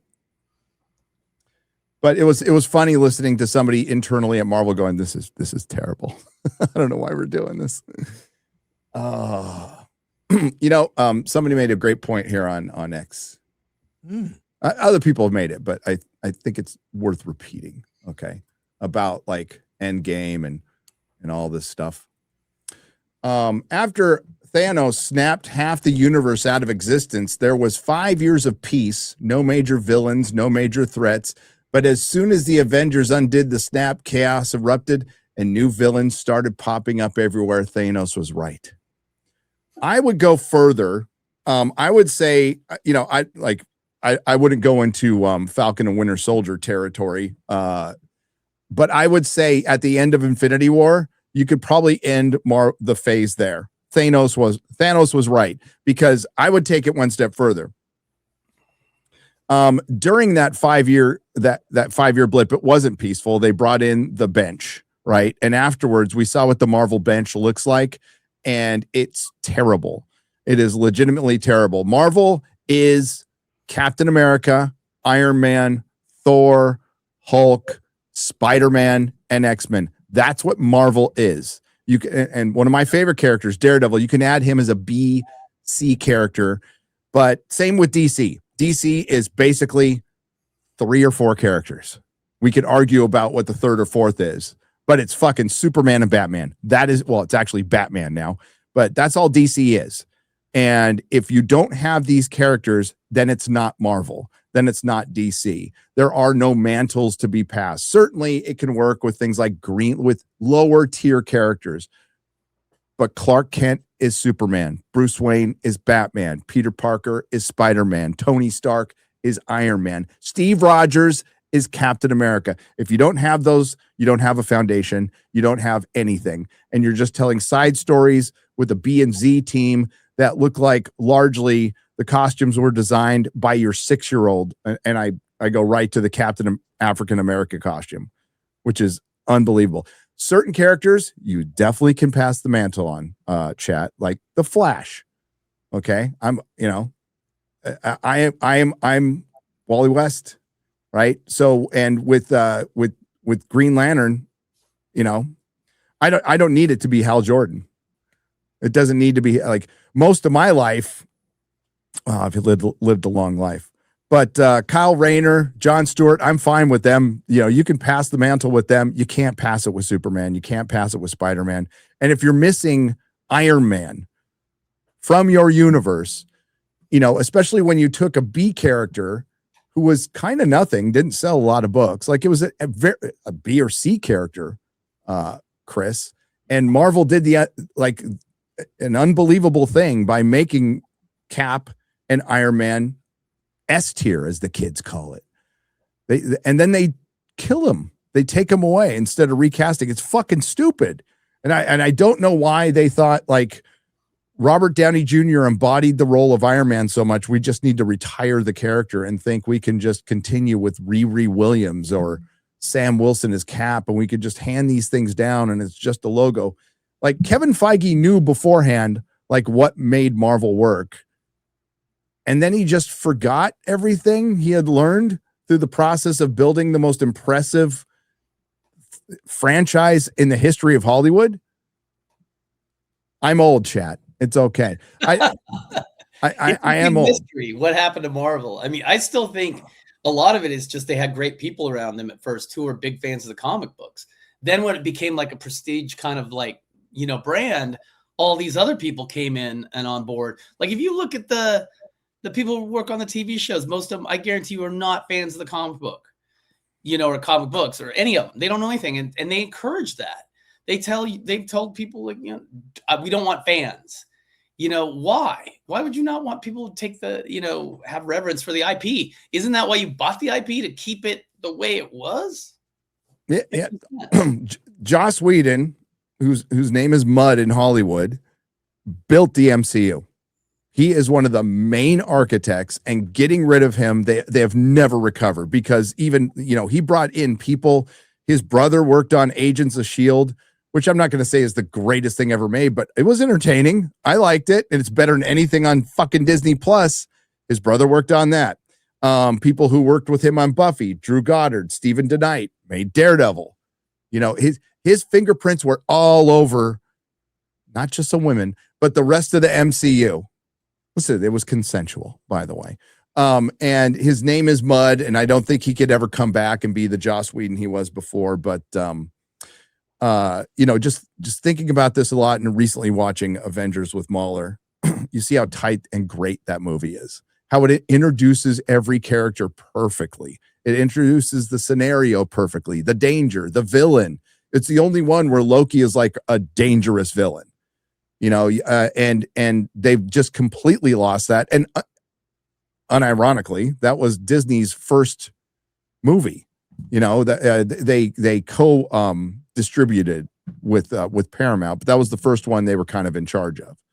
And Kevin Feige was only fully in charge after Civil War, and it's really arguable like how well he's done since he's been fully in charge. But getting rid of people, Joss Whedon read comic books. Joss Whedon would have been a perfect director for X-Men, by the way. The perfect director. He almost was a director of X-Men 3, and they decided to go with Brett fucking Ratner instead. But Joss Whedon read comics, and you can tell. It absolutely shows, and he understood characters that like even the ones he didn't like that much, he understood them more than your average writer. So yeah, that's what they're missing, is people who you don't have to be a hardcore fan, but you have to like respect it and like it. And even if you don't, like, learn, go off and learn. That's what a lot of people, knowledge is power. So preparing yourself and finding out, talk to whoever you need to like find out, like, if I'm taking on Vision, what are his best comic book runs? Like, that's what I need to adapt. What is the best comic book run? Because if it worked, we have the data. If it worked with the readers and they enjoyed it and it sold a lot, then it'll probably work with the general public. And they ignored all that, Jim. They adapted some of the worst shit imaginable in the comic books and thought, we can make it work in live action, and they got the exact same results. Yeah, it's insane. I mean, if you have all those characters, why would you make an Ironheart TV show or Agatha all along when you've got like these great characters? Let's make it. Whose idea is that? That's just insane. Deathlock.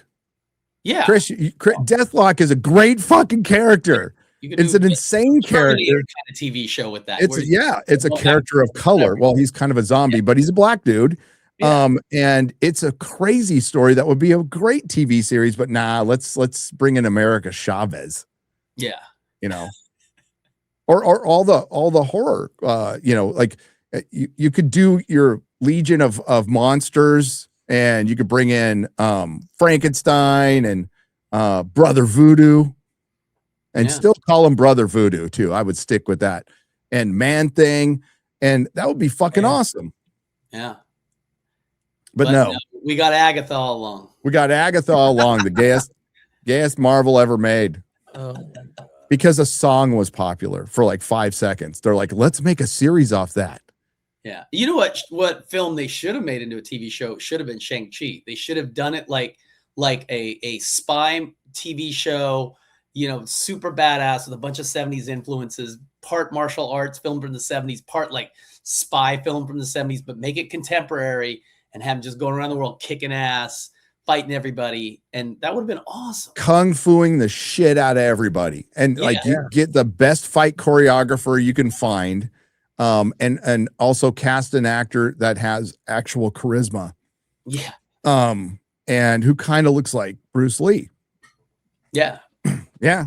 That was, I mean, Shang-Chi was a great comic in the 70s. It was. Everything they did in that was amazing. The art in that comic was always next level. Like it just. Zach Gulacy, did he do a lot of Yeah, that stuff? Gulacy did a lot of that. Yeah. Yeah, they tinted his skin yellow. So what?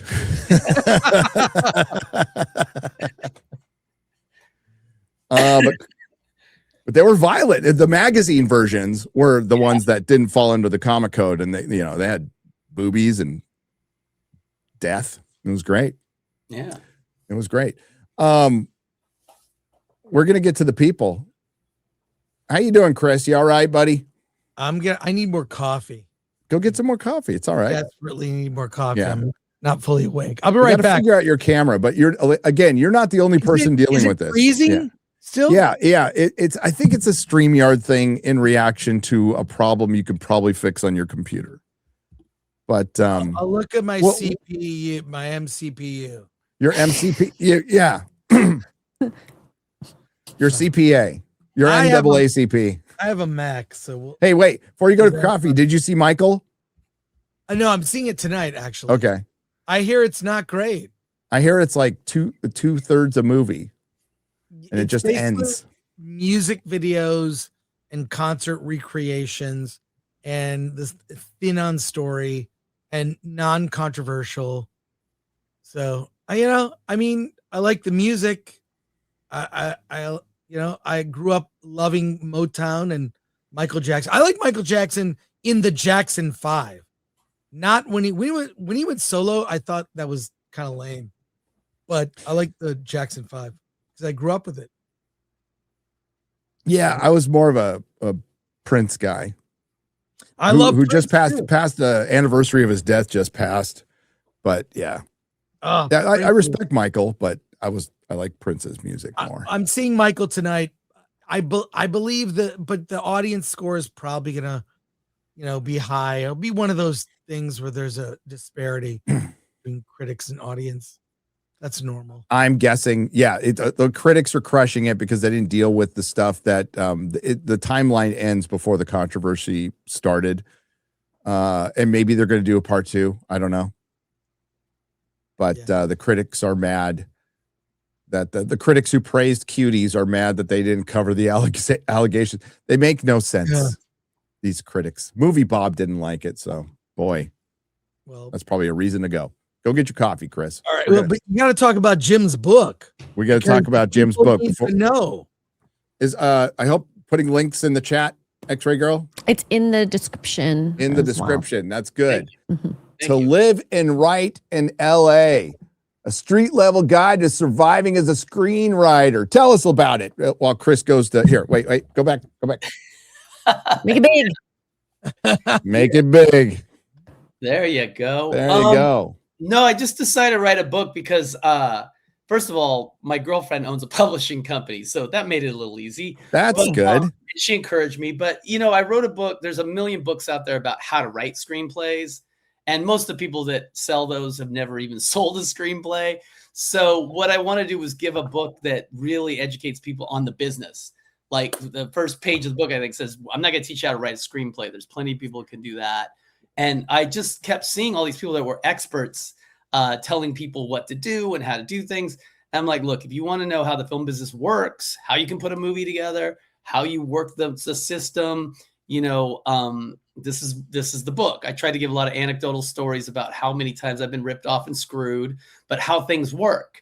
And also at the back of the book, I put about a 30-page section that explains chain of title, like how to get in the Writers Guild, why you should or shouldn't, things that people ask me all the time, how to get agent to read your script. So I just tried to make it kind of informational and to really help people, because when I came up, nobody told me this stuff. And I had two really good managers and an agent. The agent wasn't so good, but the managers were great, but they were young too. So I didn't have a lot of advice like, should I do this? Should I do that? Because they were learning as well. And so I just want to really write a book about the business. Now, after I wrote it, I was like, wow, this sounds like a bunch of grievances, which it is. And I got, screwed on a lot of things, but I try to reiterate over and over though, if you can make a living just writing screenplays, which I've done over 20 years and not have a real job, it's amazing. It's great. So the hard work you have to put into it, is worth it, but there's a lot of behind the scenes bullshit, of like, you may write the greatest script in the world, and once you sell it, they just destroy it. That's happened to me many times, and it also tries to explain a little bit how films get financed, because I've written some great scripts and I can't get them made. I can write a kind of B movie action thing and it'll get made, Yeah. You also have to temper, that part of it too. So it was really to show people, how it works. And I'm selling it for, I think, $1.99 on Kindle. So it's yes, you are, because I'm not trying to make money off it. I just kind of want to impart some wisdom, and, because I get asked the same questions over and over. So yeah, and it's just kind of a lot of anecdotal stories about how I may be a fugitive from Italy, how I almost wrote a script for a Muammar Gaddafi, how there's a movie out there that they use the same script for two movies. One's a Van Damme movie, one's a Wesley Snipes movie. If you watch the trailers, they're almost the same movie, like 7 years apart. It's crazy, the shit that happens to you, So yeah, I just wanted to really show people, here's the business side of it, because I think I worked in production for 10 years before I became a writer. And I think that was my advantage, was understanding the business. And very few people talk about the actual nuts and bolts of like, how do you do this? How do you do that? Is back end important? No, it's not. I have a whole chapter about, well, actually my favorite chapter is when we pitched a script to Warner Brothers or Universal, and we had a big meeting, and the exec came in who could greenlight the movie in the room. And we were with these other execs, and we had taken up the ladder, and he comes in and starts talking about our sci-fi script. He's like, I love sci-fi. This is great. This is what we're looking for. And then he goes, when we get to the meteor, and I looked at my writing partner at the time, I was like, there's no meteor in the fucking script. And then he starts talking about this other stuff. He had read the wrong script. And his assistant had given him the wrong sci-fi script to read. So I'm just sitting there thinking, and the other exec is just like looking at me like, what do? We don't want to tell, this guy's he's like the number 2 guy at Universal. We don't want to tell him he's wrong. So finally he did it, but I knew that moment, like all the momentum we had was gone because he was embarrassed, So there's just a lot of funny stories like that of just like, are you kidding me? And also the first real gig I was ever up for was to do adapt Scott Pilgrim into a film. This is before Edgar Wright was on it.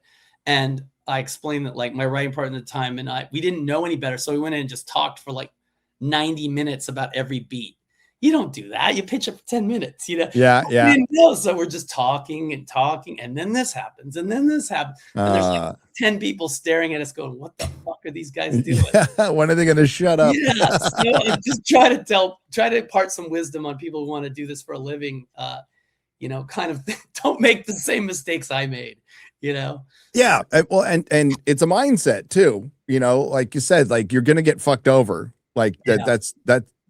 Accept that. I mean, especially when you're in an industry that's shrinking, that still has so many people who want so much attention, and the people and the execs are barely interested nowadays anyway. And you might be dealing with an exec who previously wasn't in the fucking film business at all. It's like still on the lower level. They still have experience for the most part in the film business, but you're starting to see, like with the board members of the big studios, Those guys came from Pepsi. They don't know shit, or the fucking Obama administration. But yeah, it's probably having a good mindset and just dealing with a lot of rejection. Yeah, that too. Oh God, the rejection, where you're just like, I mean, there's another story in there too, where like, about how my agent fucked me on a thing. And my writing part at the time and we were up for this writing gig to do a pilot for Clive Barker, and maybe Tarantino was going to get involved. And this executive invited us up to Clive Barker's office. He talks to us. He tells us, you guys would be perfect for this. I'm going to talk to your agent and manager. Let's see if we can make it happen. So we're all excited. I call my agent. I'm like, dude, we're going to get hired on this cool pilot with Clive Barker. Maybe Tarantino's coming on board. And then the next day, the executive calls me and says, your agent fucked you. He's pitched some other clients that have a higher quote, right? So he can make more money. What the agent didn't know is Rob, the executive at Clive Barker's company, him and I went to high school together. We knew each other since we were 14 years old. So Rob just ratted him out. He's like, dude, just threw you under the bus. I would have never known if it wasn't for Robbie doing that, So there's just a lot of funny stories about how you kind of can't trust anybody but yourself. No. Yeah. No, agencies. I mean, you need them, I guess, at a certain level, but yeah. I mean, mind you, I've had a couple really good managers, but I have one really good TV agent, but it's just it's not a magic bullet. I talk about that in the book. An agent doesn't create a career. They can help you. They can do some things for you, but you also have to you have to do everything yourself, just like everything in life, Gary. You have to do it yourself. Yeah. That's why I turn them down all the time. Managers and agents come at me, and I'm just like, I'll stay mom and pop. I'm good. Yeah. I'm probably giving up a ton of money, but you sound like a pain in the ass. Yeah. Chris has some horror stories about managers and agents too. So, I do. Yeah. Yeah. So that's it. But thank you for having me on to kind of pitch it. I'm just, hell yeah. Impart some wisdom in the world and help people out. No, you've got things done, so people should listen to you. Thanks. And especially in this new era where you're just going to be, the gatekeepers are gone. You can put your movie out. You got to put up your own money or find it. But if you have a creative vision and you feel passionate enough about it, I think you'll find a way, Yeah. And I also realized by writing the book too, how kind of beat up I'd been by the film business last 10 years or so. I kind of fell out of love with movies, which is something I've loved. That sucks. So I've kind of been working on getting back into I mean, look, I wrote a Jean-Claude Van Damme movie 2 years ago. Did I want to write that? No, but I needed a paycheck. And by the way, Van Damme's cool. So it's I'm not saying they bad. Yeah, that's, it's that's not legit. what there's some things, and you just got to make a living. So there's things you make. Sometimes you're just like, okay, I guess I'm not going to be the next Tarantino, but let's just keep hustling. So, yeah. But no, I'm starting to really dig movies again. And I'm taking some time to just enjoy them again. Working 20 years in the industry is impressive. Okay. Thank you. That is Project 50 Mary years. Feel good. Project Hail Mary made me feel good about the business again. So, you know what? It made me feel good about movies again. I felt good when I walked out. It's a movie that kind of stayed with me, and it was just on the feels. It was that was such a uplifting movie about the end of the world, and we need more of that. And even the Hollywood Reporter of all people came out with an article saying Hollywood needs, and they called it Hope Core. Yeah.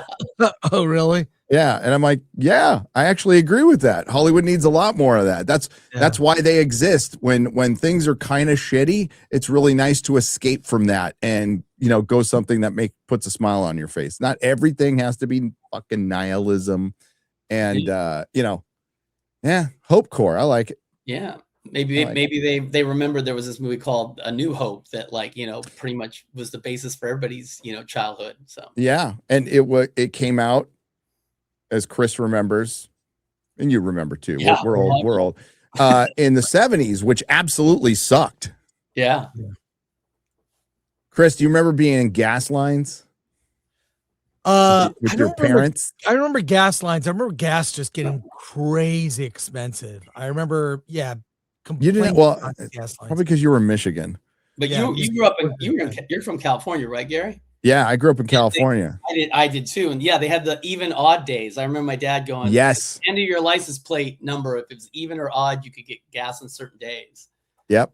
That really happened. And you sat in a line for a couple of hours, and this is the 70s. So we had the radio, this thing called the radio. And then your mom would be in control of it. So, the music is really hit and miss. Bee Gees. Lots of Bee Gees and fucking Neil Diamond. Okay. And listen, respect to Neil Diamond. Okay. Respect. I would never admit to liking him when I was a teenager because you would be called everything in the book, but I like Neil Diamond. So Blue-Eyed Scorpio says, hey, favorite Gary. Hey, favorite Blue-Eyed Scorpio. What's up? Thank you for the 199. Gary, did you see Carol Lynn cosplaying you as the Nerdrotic simulator? Yeah.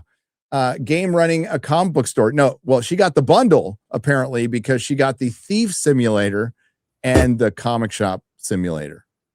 Oh my God. I bought it. Simulator. Yes. I think like you can get it with extras for $8 on Steam. So I got it. Are you going to play it? Maybe. I mean, hopefully. I can't tell you how many games I bought and just never played, but it's not a good deal right now. Yeah. But yeah. Does it have you dealing with Diamond? Like, what is it from a time period? Or it'd be interesting if it's based completely on modern comic shops. So I'd have to figure out how to deal with multiple distributors. I think That'd be it's fun. I feel like they're not real distributors. No. So yeah. That could be you. That doesn't look like a comic shop. Well, what are you shooting people? Do I get to shoot customers? Do I get to shoot thieves? Yeah. I'll check it out. It's probably more real than Comic Book Men. Remember that show, guys? Comic Book Men? Yeah. I love when they'd explain everything to you. Like, no, this is a book, so for the audience, like none of these guys who work at comic book shop know what a Spider-Man comic book is, or something. This is the first edition of when the Punisher arrived, Yep. Like, Amazing Fantasy 15 just walks into your comic store every day. It's just crazy. Got the milk. Now I just need to find some Newport, says Black Snape. I'm Black Snape. Do. That's not gone over well. Oh, that was hilarious. I love it. I cannot believe the Harry Potter trailer got ratioed. Oh. That is unbelievable. They must be shitting their pants right now. WG for 100. Hail WG. Pretty good Showtime start. Well done, Gary. Hey, progress, not perfection. That's what we say around here, WG. Geeks and Gamers is raging about something. Sans Jeremy. Is he? You know what? Jeremy honestly doesn't rage that much, right? He's passionate, but it's not like he screams. Like it's Epic Mike on Daily today, right? And Beardo. And Beardo. Yeah, they're a little spazzy. Yeah. They're a little spazzy. Poor Steph's probably just sitting there like Steph, who's very chill. Has to stand in between those two guys. Oh boy. They were talking about Mary Morgan's the whole Diana Pragmata thing, which I had to go through and understand, and us olds are not going to understand it. So long story short, correct X-Ray Girl, correct me if I'm wrong, or chat if I'm wrong on any of this. There is a game that people call Dad Space. It is a guy loses his crew, and there's a robot daughter programmed by some guy. Everybody's dead except for these two, I guess, in the beginning. And it's a really genuine and nice father-daughter story, right? And people like Hassan Piker hate it because it's traditional. And then Mary Morgan from Pop Culture Crisis came out with probably the worst take of the year. And listen, Mary Morgan's had some very good takes. Okay. And I have generally liked her a lot on Pop Culture Crisis. I remember when that show got launched, it was like shortly after I visited Tim Pool. Yeah. But no, I listen, but this take is horrifically bad. Lots of strange reactions to this game. Let's be clear. Let's clear some things up. Childless men do not have paternal instincts the way that childless women have maternal instincts. We observe this even in the way little girls play versus little boys. Men's first experience paternal instincts once they have their own children, and typically those paternal instincts are only felt for their own children and no one else's. Gets worse, guys. Can I say, I saw you guys talk about this on Real Yeah, BBC. absolutely. And like, look, I'm a father to a son and a daughter. There is something that rewires your brain when you become a dad. You become naturally protective. I'm protective of kids that aren't my kids if Yep. I see weird shit going on. Okay. And I did. When I was a kid, I'm like, when I say kid, I mean in my 20s. I was like, I'd love to be a dad someday. That seems like it'd be a great, really gratifying thing to do. And you know, Jim, I know you're a dad as well, so you know what I'm talking about. Like, there's something about that that's like it just rewires your brain. I can tell Mary is not. She doesn't have kids. She's maybe on the road to having kids. She doesn't have kids of her own. And the fact that she's completely dismissing men, she's sort of put them in a box like they don't have those kind of feelings. Now, you know, there are people that go the opposite. They have kids and they flee their responsibility. That also, Yeah, that exists. That happens. that yeah. exists as well. But Of course. for me, so all this talk about pragmata is all by people that don't know what the fuck they're talking about, in my opinion. So I was really appreciating your commentary yesterday, Gary. Yeah, I'm. You know, I the one part I can't talk about much is the game because I didn't play it, and I don't know if Mary's played the game either. I would not go that far on talking about aspects of the game or the reaction to it without playing it. I would have no fucking clue. You know, that's why it's really important. This is a mantra of Chris and mine is watch what you're talking about. You know, knowledge is power. You like good or bad. That's why we watch as much as we can. I wish I could watch more, but it's to know what the fuck we're talking about because context matters in everything. There's no generalizing with this. Also, well, let me continue. Let me continue with this before I go on. Men are not nurturers. Men don't gush over cute kids in public. Men don't have baby fever. If a man wants to possess a child for any reason other than it being a product of his own lineage, he is likely a predator. Wow. So stepdads, you're all predators. Mentors, uncles, you know, you're all predators. And you'd be taking the feminist / radical gender abolitionist position to protest any of the above points. She just like dug this hole, right? Just dug it deeper with that one. This should explain why a dad simulator game marketed to mostly childless men gives people the creeps. I think you're going a little too far on that one, particularly if you didn't play the game, right? So, and I can't comment on the game, but talking to Az and Mahler who did, there's definitely not a creep factor to this game, according to them. But as Mikey so eloquently pointed out on Geeks and Gamers Daily this morning, men and women are different. So we have our paternal instincts show themselves in different ways than maternal instincts.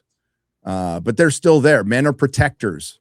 Men want to protect children. It doesn't matter if it's ours or others. If most of us see a kid in trouble, we're going to help that kid, right?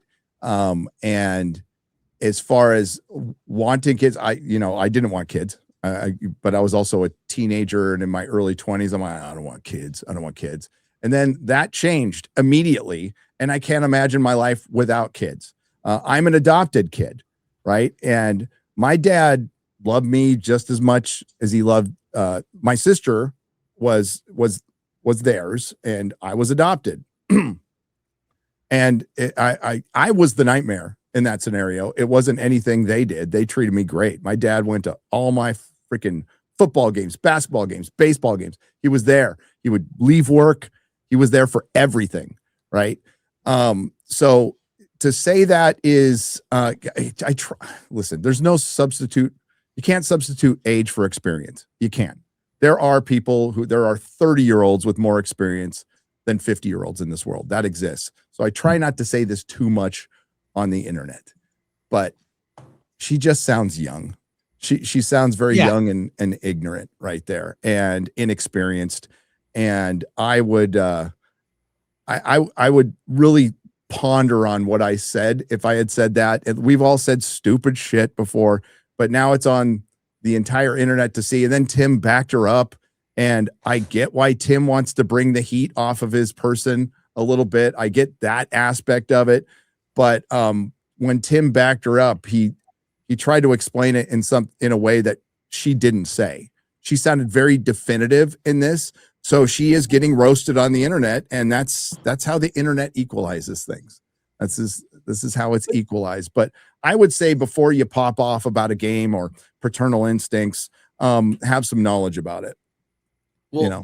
I don't know anything about this except for what I just saw, but here's what people seem to always forget is creative endeavors usually start, especially with genre stuff, with somebody probably was sitting there going, it'd be cool. A guy in a space station who has to save a little girl robot. It's not some deep philosophical, gender statement. That's how everything starts. That's how every conversation about creative stuff. Oh, it'd be cool. Oh, this kid who's like on a desert planet who wants to see the stars and ends up in a rebellion. It's not like some big statement. It's just like, and then people turn it into things. Look, I did this one Into the Dark episode where I saw people like analyze it and think about it, because it was the only sci-fi one they did on Hulu that was part of that Into the Dark series. And I'm like, that's not what the fuck it's saying. I wrote it. I fucking know. But people are analyzing things and going, it's this about this and this. Like, no, it's not. No, it's not. It just sounded cool. You know what? A guy murdering clones sounded cool in a basement. That's where it came from. That's it. It's almost reminds me of people I despised in college that would overanalyze movies, and want to use big words they heard in college, but they don't understand why they're using them. And I see people like that on the internet all the time. They're fucking annoying. They wanna, be super brag about they're from academia, and it's like, you know what? Sex and violence in movies is cool. It makes movies fun. We like it somewhere in our lizard brain. It's entertaining to us. We want to watch it. And this kind of over analysis, I see it all the time. It's so effing annoying. And some of that is fine or fun to think about, but you don't take it that seriously. Like you said, Jim, it's like, killing clones in a basement. That's a cool concept, or just like whatever it is. And then it's all academia bullshit. And it's kind of ruined the conversation around movies, TV, comics, pop culture, everything. It's politics. It's ruined it. To like, you got to outsmart the other person, stop it, and shut the fuck up. Have some fun. Fuck. Well, and listen, Hollywood's done their share, and the access media has done their share. If you watched any of the behind the scenes for House of the Dragon, they over explain their own shit, and freaking, like, I had to not watch it because it's the director would come out and interpret something from George R. Martin that he did not mean at all. And like, you saw that in this story? That's insane. So it's understandable from that aspect. And like this, maybe it was a troll. I have no fucking idea, right? It was just a troll to get attention. I haven't heard any statements after that. So I don't know. But coming out and saying dudes only care about the children from their lineage is just stupid. It's just stupid. And makes all adoptive parents, even the good foster parents, although there's awful foster parents, believe me, awful foster parents, or stepdads, or an uncle has to come in. There are a million stories where Epic Mike talked about, his dad wasn't around, so he had other male mentors come in and were great in his life. And even as I was older, right, and my dad passed away, other men came in my life and were my mentors. Melissa's dad was like a second father to me. This is important even as you get older. And that mentality is just stupid. And maybe it changes when she has some kids and understands that. And we try, I really try, like, I'm not better than you because I have kids.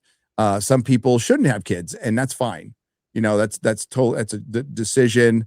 But what Chris brought up earlier is there's like an upgrade that happens. Not with everybody, but I felt it. Like when that kid is born and you just lock in, and now there is something way more important than me, right? Something I'm willing instantly to die for, right? And in a horrible way to protect my kid. And it adds to life. Melissa had a great thing. She always liked to live life to the fullest. And she couldn't imagine living life to the fullest without kids. That's part of living life to its fullest. And again, it's not for everybody. So it's not a judgment at all. It works for some. It doesn't work for others. But that's the internet. People will just say whatever we want, and it gets balanced out. That's the way it goes. That's why I love free speech. Yeah, I've liked her takes on a lot of things. So I did too. Yeah, she can be, her wit is good, and she can be a troll. That's why I'm like, yeah. But you're not going to hate her forever for having this horrible take. Just she takes her lumps. As someone who's never had a bad take, I can't really relate, but yeah. Yeah, I've had bad takes. Yeah, never had a bad take ever in my life. And neither of you, Chris. Yeah, I haven't. Hail the panel, and oh my God, Daredevil sucks so bad. Oh boy. I'll try to be quick. Thank God. I'll try to be quick. Watching. So the latest episode brings back Jessica Jones. And if you didn't watch all of the Netflix stuff, you would have no fucking idea what's going on. And you barely have an idea what's going on. You have to make a lot of assumptions that are drawn from the comic books and from the Netflix show, because the way they bring her in is the task force attacks her house with her daughter there, and she fights them off, possibly kills them. And the daughter, they threw in like a, I don't think it was a grenade. I think it was like a smoke bomb or pepper bomb or whatever. And the kid's playing with it while it's counting down. And then Jessica Jones beats the shit out of her buddy, walks in and goes, "This isn't a toy," and turns it off. If you hadn't watched any of that or known about the relationship between Jessica Jones and Luke Cage in the comic books, you'd be like, what's going on? I have no idea what's going on here. Are they still in New York? Does the task force have jurisdiction here? So they introduce her and they bring her in later, and she meets Daredevil, and she talks about the CIA was trying to lure in superheroes, and she insinuates that Luke Cage might have done some work for him. So he's not around. So he might have abandoned his daughter. By the way, it's Luke Cage's daughter. She's with her and Luke Cage's daughter. And she talks about she loses her, since she had a baby, she loses her powers like randomly sometimes. And they go fuck up a warehouse. And then it's here where it just kind of, that was it for me. So they have an action scene with Daredevil and Jessica Jones that should have been kind of easy to do, fighting a bunch of cops in a warehouse, kicking their ass. And it was so paint by numbers. And I'm like, oh, again,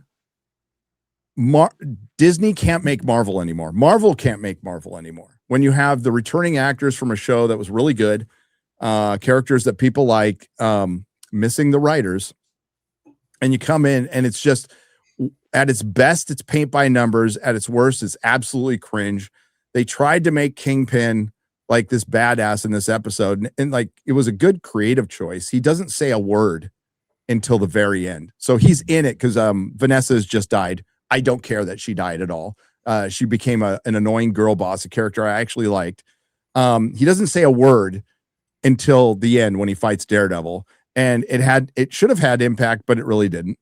And then the whole funeral for Vanessa leads out. Chris, there was people with no kings posters, really, Was subtle. it no kingpins? No, it should have said that, but it said no kings. That's It stupid. said no kings. It seems dumb. And a protest starts out, and the cops instigate a riot, and a protester gets shot, and Bullseye's like laying down injured the whole time, and Karen Page wants to kill him, and Daredevil he stops her from killing him. And yeah, what they've done to Karen is unbelievable. A character I really, really liked has turned into just nothing.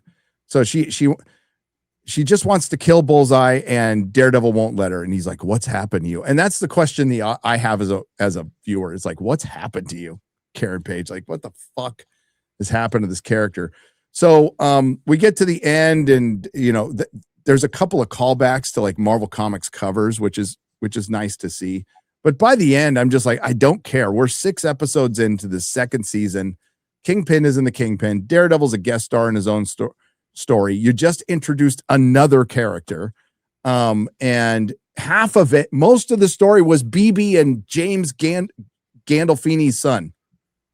That was a big chunk in the middle. It's like, I don't care about any of this. Kill them both already, please. So yeah, Daredevil is barely in his own show. I tried to keep that short. Free is always good, says Real Nick Nero. Yes, it is. Yes, it is. On the Clear Lake buying the Padres, Gary, in spite of spending in excess of 1.5 billion pounds since their takeover in 2022, Chelsea are on their worst run of results since 1912. Not a typo. The year the Titanic sank. So good luck. Yeah. I am not happy about this new ownership group at all. It looks like a woke philanthropy group. Just going to come out and say it. It looks like it's a couple hedge fund manager, but the couple is doing it outside of that, and the married couple own it. And we all know marriages amongst movie stars and uber rich people last forever. So yeah, I don't like it. I think buying sports teams has become almost like the film business. A lot of the film business, there's just people who don't enjoy sports but think it's cool to buy one. Yes, buy a team. Same thing with like people in the film business who don't like movies yet want to be making movies. So yep. So the owner of the Warriors wanted to buy him, and I didn't want him either. Screw that guy. But this was, it's Padre baseball. Anytime we get good, we find a way to fuck it up. So I'm a bit of a doomer fan, a little bit. Really, if you think about pro sports, the one team that doesn't have an owner is Green Bay, and they're always great every year for the most part. Yep. They sell shares. They have a CEO. Melissa's uncles and her dad all had stock, and because they live in the area. And yeah, they function in a place. What is the population of Green Bay? It's like 150,000. It's very small. Yeah. Very small town. Talked about moving it to Milwaukee forever, but no, Lambeau's awesome. Lambeau's great. They always fill that place up. The people drive from everywhere in Wisconsin to go to those games. And the brats are unbelievable. Unbelievable. Gary, please don't think I'm wrong for writing this, but it's been a long time. So please don't think I'm Wong for writing this, but it's been a long time.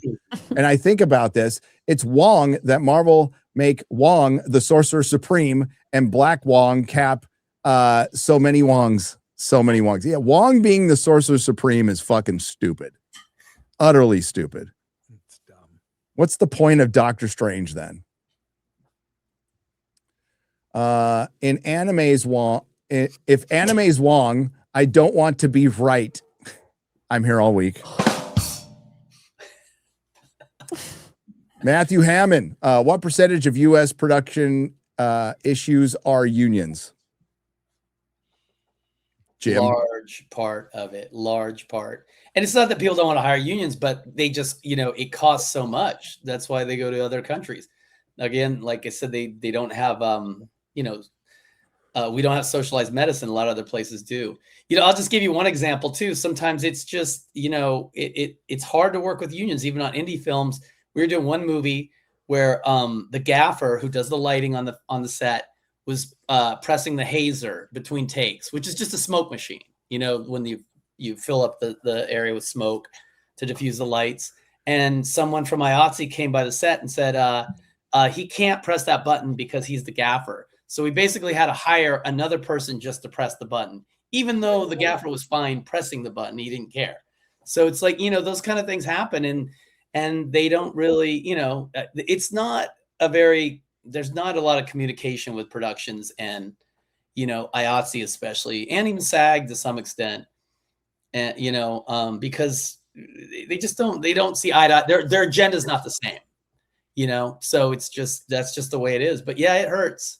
It hurts. I'm not saying that unions are bad because I'm in a union, but sometimes the way they operate, I don't know why IATSE doesn't let people like maybe for 30 days out of the year, 60 days out of the year, work on non-union films, so they can get a job and work, but stay in their union. So it's just an old system that hasn't really been adjusted for the way things are now. So yeah, a lot of it. Yeah, I'll say it. The union is there to preserve itself, not to keep workers working, which is supposedly and protect workers. Yeah. You're not protecting a worker if you're not allowing him to work, Yeah. and make money. Then he can't pay his union dues. Remember, Gary, Magnus did nothing wrong. That's right. From Fargate. He was told to do nothing and he did it wrong. I almost said Wong right there. Robert Hayes. I almost said Wong. So nice to finally see a Dodger hat on the show. No. Hey, best team money can buy. Yeah. Tawny's the best baseball player I've ever seen. Guy's unbelievable. Yeah. H.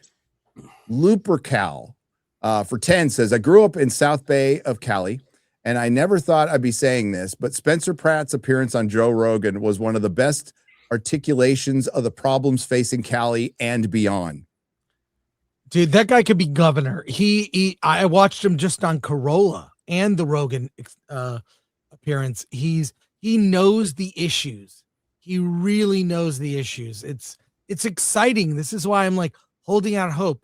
If Spencer Pratt wins, if California goes red as a governor, I prefer Chad Bianco. He's an American and he's a guy that's about enforcing the law. California could change. I feel like Luke Skywalker with the whole thing is you have to kill Darth Vader. He's evil. It's like, no, he could be turned. And I feel that way about California. I feel California could be turned. It was a red state. If they could get this voting stuff sorted out, there are more people here that want to see good change. I know because I go to other parts of California, like Orange County. It's like, wow, where's all the problems of LA? They're not there. So I believe it is fixable, but you need the sheer will, and you need to stop even electing these so-called these people who present themselves as moderate Dems. They are wolves in sheep's clothing. Mm-hmm. They are full-on communist, socialists, and we see what that does. You've seen, I cannot believe Clifton's closed. Like all these iconic restaurants in LA are closing, and it's affecting everything. And it's Zombieland, fentanyl. Like my head's on a swivel every time. It's normally on a swivel, but when I go to LA, especially looking for what effed up stuff may happen. Well, So, you know what drives me crazy, what you just said, Chris, is for a state that's obsessed with mental health. What about the 99% of people who are not mentally ill, who are constantly affected by the less than 1% that are walking around the street with samurai swords, screaming at the sky? Because we've all been at a cafe somewhere or a coffee shop where no one cares if a homeless person comes, can I have $5 and they're a normal person. But it's the person who's whacked out on fentanyl with a samurai sword, screaming at the top of their lungs. Everybody becomes on edge. And if you do that to people over and over and over, what about the 99% of people's mental health, the rest of the people? They never talk about that. It grates on people. It drives people. It just wears you down, you know? So, yeah, don't get me started, guys. Don't get me started on this. And NGO bullshit, playing on people's sympathies for like, we got to save the puppies, the homeless, this. I will give money to a person.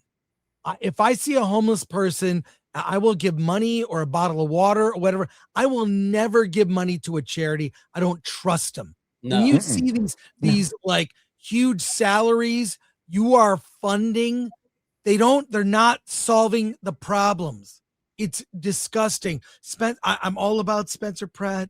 I'm all about, but I'm 50-50 on if the election will go. And also people that are like just your average normie that doesn't pay attention. Like, oh, I vote Democrat all the time. It's because they're the good ones. Like, well, stuff really needs to be fixed. So I'm cautiously optimistic. Well, California doesn't elect representatives; they cast them. Yes. Like Karen Bass looks like she should be in a movie. Like the Black Power mayor, which Batman. So let's elect her. It's casting. It's not the best person for the job ever. Nope. And they'll say, "What does Spencer Pratt know?" And then it's like, "But so and so was a community organizer before they were on the city council." What does that mean? Yeah, but ultimately, if you want to be effective in government, it's not sexy. It's planning and boring meetings and making sure you're following the law and just a lot of boring shit. And I kind of feel like people like Newsom, especially Newsom and Bass, are like, it's an honorary position. I need to look like I'm doing the job, not actually do the job. I follow her social media feed. She is so full of shit. Oh, yeah. She is so full of shit. But what gives me faith is reading the comments. Everyone calls her out. Well, we were talking about production. They passed that. Like, there's a state incentive that sucks in California. And then LA City passed like something with Film LA. I forget what they call it. That is the biggest joke in the world. If I produced a $2 million movie in LA, you know how much that would save me? Maybe $5,000. Maybe $5,000. And they're bragging about, look what we're doing with the permitting system and this and that. Yeah, okay, you save 0.001% of a budget of a movie by staying here. Instead, I could go to Alabama and get 30%. I could get a check for $600,000 versus your $5,000 save. Thanks. That's really going to keep people there. I don't have to convince anyone here, but Gary, Newsom, the worst governor, like I just in the country, and he is all about how he looks. It's all about the appearance of actually doing something and not.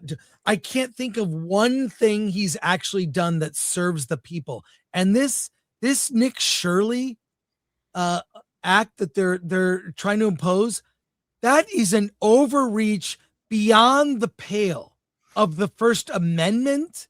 I mean, that's why I'm staying until the election. Yeah. I want to see 10 things turn around. Step one. Sorry to derail. I know we're talking about superheroes and Star Wars, but I'm fucking pissed. So, yeah. I'll just add one tiny thing about that Nick Shirley thing. It's like they passed that through the legislature for vote so fast in like 3 days. Have you guys heard about these other problems like homelessness, cost of living, gas prices, and so on and so on and so on. But yet they can get really organized about a Nick Shirley act. Like, what are we doing here? And these are the people saying no kings and worried about authoritarianism, which that is pretty much the definition of it, and the same people who are like, oh my God, Jimmy Kimmel's getting canceled by the government. But yeah, let's be for the Nick Shirley Act because we don't want to expose corruption. Yeah. Yeah. It's about preserving a job. It's not about doing it. That's what being governor of California is. And he got to ride a pretty successful wave in his first term and still got recalled. Yeah. Hi, panel and chat. Thanks again for always being there to chat. Cheers for all of your work, X-Ray, Chris, and Gary. You all in chat, fucking awesome. Would you sign your book at the UK meetup, Gary? By the way, Witcher season 1 was good. Was so good, a shame. Yeah, I have to go through some processes to get to the UK. X-Ray girl, I'm sure you've been privy to that. Have you not? They changed their visa thing, so I have to apply for Americans. Yeah, we have to apply for visas. Oh crap! Yep. I think you can do that on app though. They made it. Yeah. You know. I hope it's like the Egyptian visa. You just Well, the problem is I need a special one. Because of my past. So I have to go through an extra little process. I'm sure it'll be fine. Sure it'll be fine. I've been there already, so I can just say I've already been to your country. Didn't cause any trouble. So yeah, we'll see. Sucks. Zoltan says, "Holy crap! Didn't know that Susan Wojcicki. How did I ever find out? R.I.P. A little bit too late on that one, but yeah, she passed away a year ago, 2 years ago. Cancer or something? Cancer, yeah. Wow. Right after her son OD'd and died too. So yeah.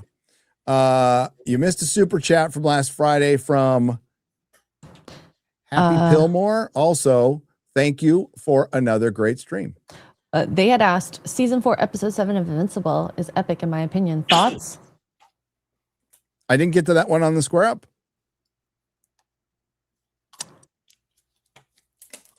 Or maybe they meant on Friday. Yeah, I'm pretty sure I got to that one on the Square Up, but I stopped watching because I remember answering his question. I stopped watching Invincible around season 2. I dipped out. I was not a super fan of the comic. I liked it. I didn't like how it ends, and we'll see if they change the ending for the show. But a lot of people have liked it and said that this season's good. I think I heard Beardo today, without any spoilers, say that the last episode was a letdown, but I don't know. Maybe I'll go back, but I dipped out with the changes they made from the comic. I didn't like, and I'm like, I just dipped.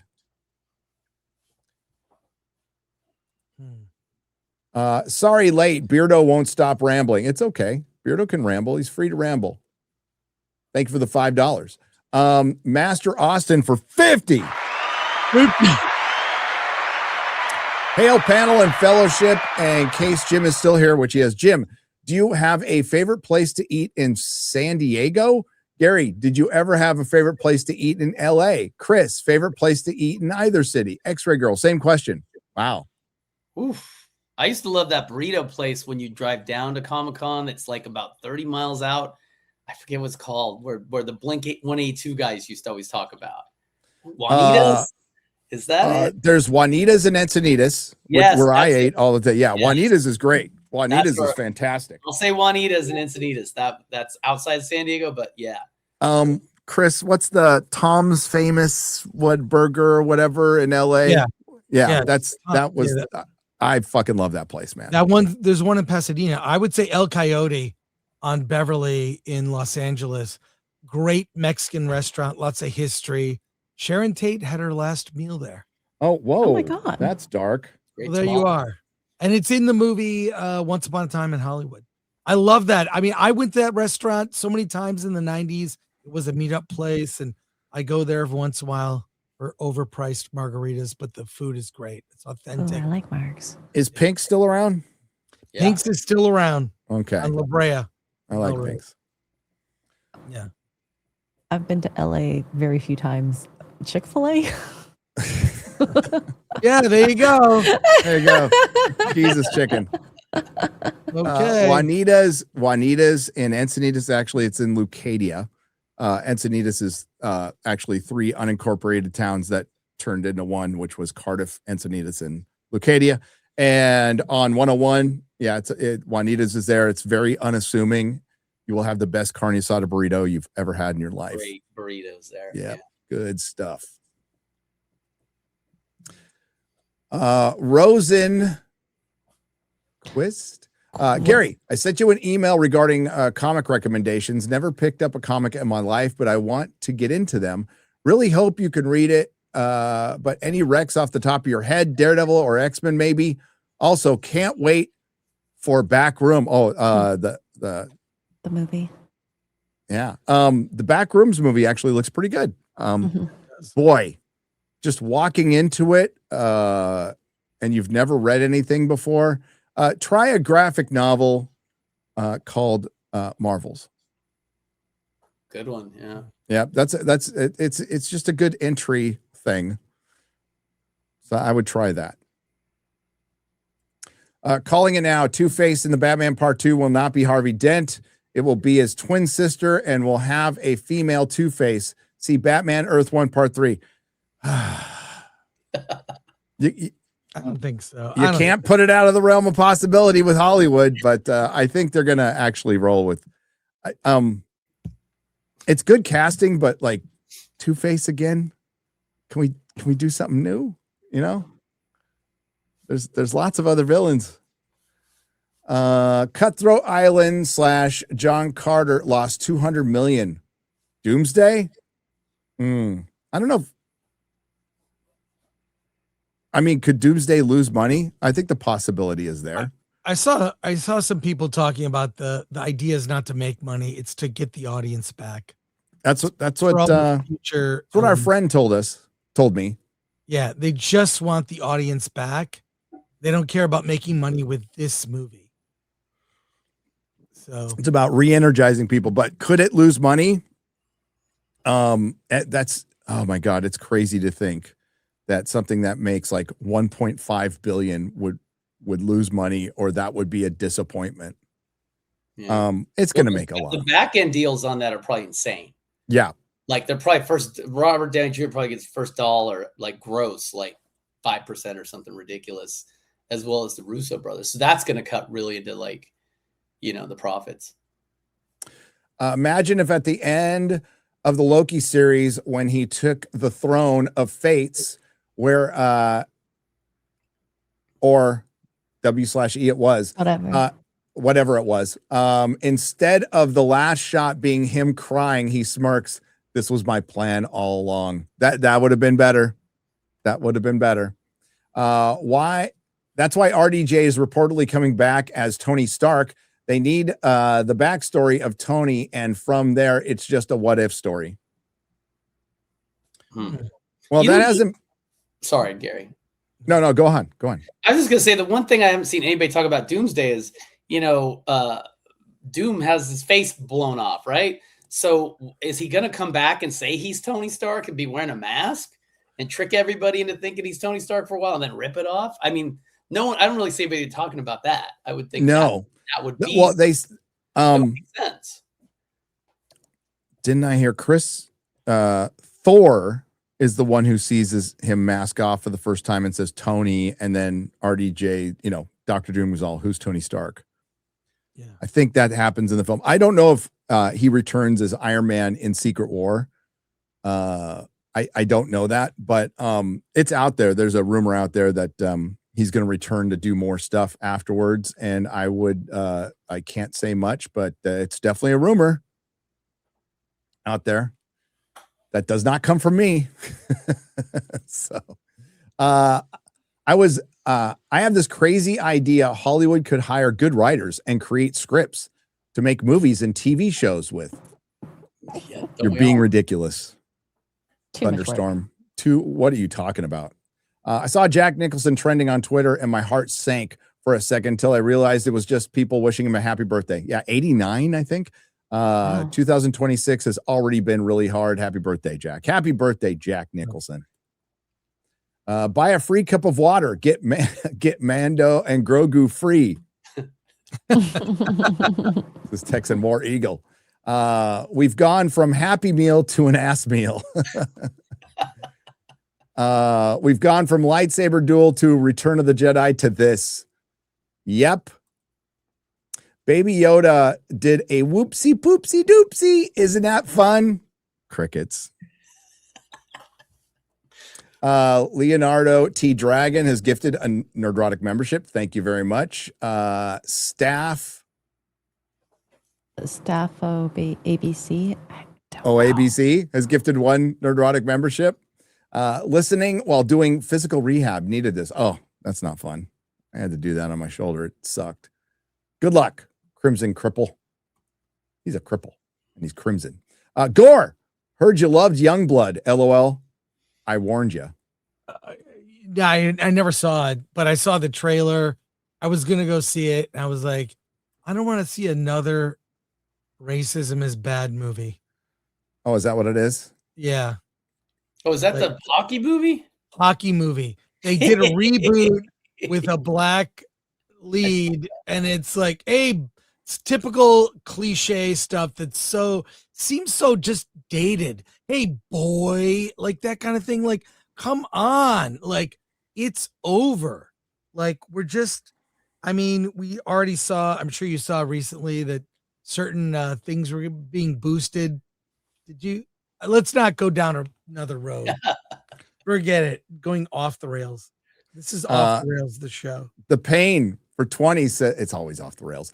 I would like to see more movies based on pulp comic heroes. I would too, like we had in the 90s with the Shadow and the Phantom. Though Reggie Hunland's doing the Phantom. They weren't blockbusters, but I thought they were fun movies and are worthy of a remake. We had it good in the 90s and like even in the early 2000s when they were doing Hellboy and Sin City and adapting other things than the big two. We definitely did. If I found Grogu in my backyard, I'd immediately give him to my pup to chew and eat while the family eats popcorn watching from the couch. Well, there you are. Out of curiosity, Steve Rogers variant or Steve Rogers is old? Why is the one supposedly killed Doom's family worthy of holding Thor's hammer? How does that work? I don't know. It sounds like they're going to be plucking him from the main timeline. Younger, so that's probably why they have to change the ending in that post-credit scene. That's just my guess. Who knows? When are they going to release that trailer, Chris? No idea. But I got to bust your balls a bit. We're going live when Alan and I were going live. We thought, remember, I sent you a link to come on our show. I was going to tell you everything. This was last Thursday. You got all excited. The Doomsday trailer is going to drop. And I sent you a link on your phone and I DM'd you on X. Yeah, but you also told me I should stream it myself. I said, yes. No, I did say that, but I said, let us tell you what we saw. Well, so I was hoping pass off to you. I was hoping they would drop the fucking trailer and they didn't, because I was going to do a quick reaction that we could throw on daily, and it just never fucking happened, dude. Yes, I had to change the title and everything, and we just watched the fucking Grogu trailer. I told people you were going to come on. You ended up not coming on, and other people are busting my balls. So I'm in return busting yours. Okay, well, bust my balls. Consider them busted. I am going to blame Marvel. They should have released the trailer. They should have released the trailer. Fuckers. And then I would have done my reaction and jumped on your stream. Sorry. Either way, it's all good. Wow. X-Ray Girl has bisexual lighting now. Yes. She had it before, but it's just more, it's more bi. It's way more bi. MJO Skyver says, it'll be forever surreal to me that I used to watch Chris Gore and Attack of the Show DVD Tuesdays back then and chilling with Nerdrotic nowadays. Chris, you're right. That. Project Hail Mary. Yeah, dude. I've told the story a million times. I would have never have watched The Losers if you hadn't recommended it on DVD Tuesday. And I watched it and I love that movie. You're right. Project Hail Mary on 70 millimeter IMAX is glorious. Did my best not to blink during that having a moment and time go fishing scenes. Thanks, Skyver. Appreciate you. Hail Gary and panel. Glad your shirt arrived. Yes. I saw this shirt at the meetup. I'm like, I need that shirt. You know, you didn't have to buy it. I just tell me where to buy it, but he bought it for me. So thank you. That's yes. Awesome. Oh, nice. It is my new favorite shirt. How is wokeness ruining Hollywood and media? To me, it just comes off as a conspiracy theory. Oh, okay, so let me Wow. to understand the question, you're saying that wokeness killing Hollywood is a conspiracy theory, or it? Yeah, I'm not really sure. I don't want to get into your head and misinterpret, but wokeness isn't ruining Hollywood. It ruined Hollywood. It is past tense, and it is an undeniable fact that it was a conspiracy.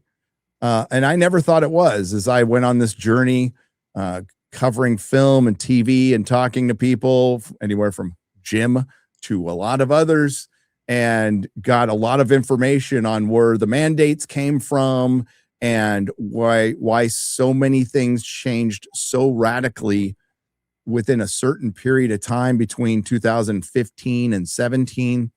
And they went against the grain of trends, which Hollywood has never done before. Hollywood doesn't create trends. It is downstream from trends. It is the end user of trends. Trends start in independent spheres. They start from the streets. That's where they start. Hollywood is where they go to die. And they went against everything, right? And all of this changed because of Me Too, TDS, new restrictions that were brought in that were pushed by the Obama administration. This is all there. We've covered it for years. So it's not ruining Hollywood. It ruined Hollywood, and we're seeing the results. Absolutely seeing the results. Now, there's 1,000 other paper cuts that contributed, but the grievous mortal wound was the foundation in sand that was identity politics. So you take a Captain America movie and you hand the mantle to Sam Wilson and it flops miserably. Well, that's one of the most predictable disasters in the history of predictable disasters. You know, you make a Marvel's movie, you make an Acolyte. The minute those were announced, we knew they would fail. We knew they would fail, and they went ahead and did it anyway. And what was the motivation behind those movies? Wouldn't it be better to make a Silver Surfer movie? Wouldn't it be better to like get the rights to the real Submariner and make a Submariner movie than the Marvels, the fucking Marvels? You know, another Ghost Rider movie. You know, no, they went with this because they wanted more female representation. They wanted more representation. That is political and social motivation for what should be a creative decision. That's how it ruined Hollywood. Not ruining, ruined. The new Scary Movie should cram in as many Black Snape jokes as possible. That would be funny. They filmed it already, though. But they'll have Scary Movie 7, right, Chris? Yeah, Scary Movie. Oh, yeah, what? Scary Movie. No, it's Scary Movie 6. Yeah, we're at 6. We're at 6. We're not even at. Remember when people used to make fun of sequels? Just the second movie. Now we're in the 6, 7. It's 6, 7. Oh boy, I did it. Damn it. I didn't even try to do that. Yeah. Son of a bitch. The best living Shang-Chi, Stephen Chow, period.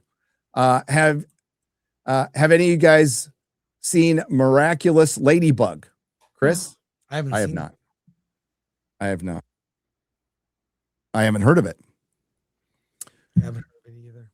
Men are historically protectors. They protected the tribe. This included kids that weren't theirs. She is a massive. See you next Tuesday. I think it's just a bad. I think it's a bad take. I would say that 'cause she's really good takes. Like that was just one she's off on. Just to you have to know what you don't know, and she's not a parent. She doesn't have kids, And she doesn't play the game. and she doesn't know. She probably doesn't know a lot of men that have kids. I guess Tim just had a kid. Yeah. So, But you know that yeah, feeling. I mean, it'll come with life experience. Yeah. And I hate to pull that card again because, you know, there are some young people who have a lot of life experience, a lot more than older people. But yeah, I think it was just a bad take. Shout out to all the stepdads out there. Shout out. Hell yeah. This chick needs to read Lone Wolf and Cub, and then we can talk. I doubt Mary played this. Back when I listened to Pop Culture Crisis, she mentioned that she doesn't really play games, and her experience with it is mostly from playing Stray because it has a cat. That's a good game, actually, Stray. I recall Stray. Yo, Gary, just watching a thing that Prop Store Auction is offering off for Star Trek Discovery. I have the link. I've been shopping. This is the one thing I want. You can pick it up. There is so much. Did you give me a chair? They don't have the captain's chair. Do they have a chair? They have chairs. I'll share it. I can try and find so much. Grab me a chair. Pick it up. You just say which one you want, and then I'll try to bid, and then I'll bring it on over. Gary, I'll drop it in the private chat. You've got props, massive props that are cheap. The things that I liked were the food containers. That one seems so. I don't know. I didn't like the food containers. Oh, they're going up. Yeah, some of the food containers were really expensive. I think they were like getting to $50. Well, grab me a chair that works as a chair, X-Ray Girl. So the one in the middle, right there. $575. Not one with like out of base. Yeah. Grab. Get me I need a chair. I a chair. I need a scalp from this fucking show. What is your max limit on this? This is Canadian, by the way. We'll talk about that. Okay. Oh yes. Put the link in the private chat. This one's going for $135, and they have are you close for $20 stools? It X-Ray, is you close 30 enough minutes to be from my able to... parents. Okay, that's not bad. Yeah. This leather chair, is that the one she sat in? Was that the? Ooh, I have to. Unfortunately, I have to go back and watch. Is it say screen used? You want to make sure it says screen used. Yeah. Current bid 65. I have a screen used prop from Picard season 3. There's a couple good things in there. Bar stool chair, like a transsexual probably sat on. Oh, are they selling any skirts? I know. No, they wants the skirt. They're not. There's a lot. I put them in the private chat, Gary. I'm putting it to my watch list. Thanks. And there's disco balls, right? Yes, it's I'll find it. There's a lot of like just branded stuff, like detoxifying water. There's a lot of medical equipment stuff. So it just says branding. It looks cheap though, like they just put a sticker on it. Yeah. Sorry, I walked away for a second.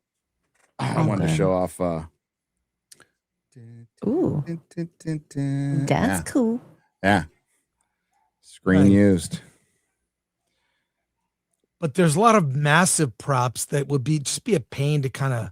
Oh, because they literally said we'll bring it to the door. The rest is you. So yeah, you have. Wow, and a lot of it is just TVs. It's just regular a ton TVs. Of TVs. Oh my god. Here's the lab trays. Here it is, the food containers. Okay, yeah, those are good. Yeah. You should get those, Chris, because you would use them. You would literally, I know you would fucking use them. Chris, you just tell me how much your max is and I'll get one for you. But $80? It's just like a sticker. It's not impressive. I mean, we can print stickers and make our own. Those are easy to find. Look, a lightsaber. No, it's not. But here are the food containers. All right. Anyways, okay. X-Ray Girl, I answered your question in the private chat. So okay.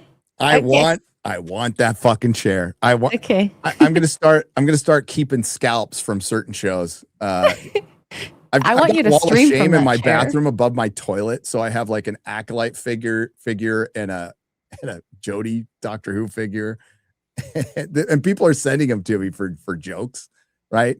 So, and a King Valkyrie figure, and it's right above the commode.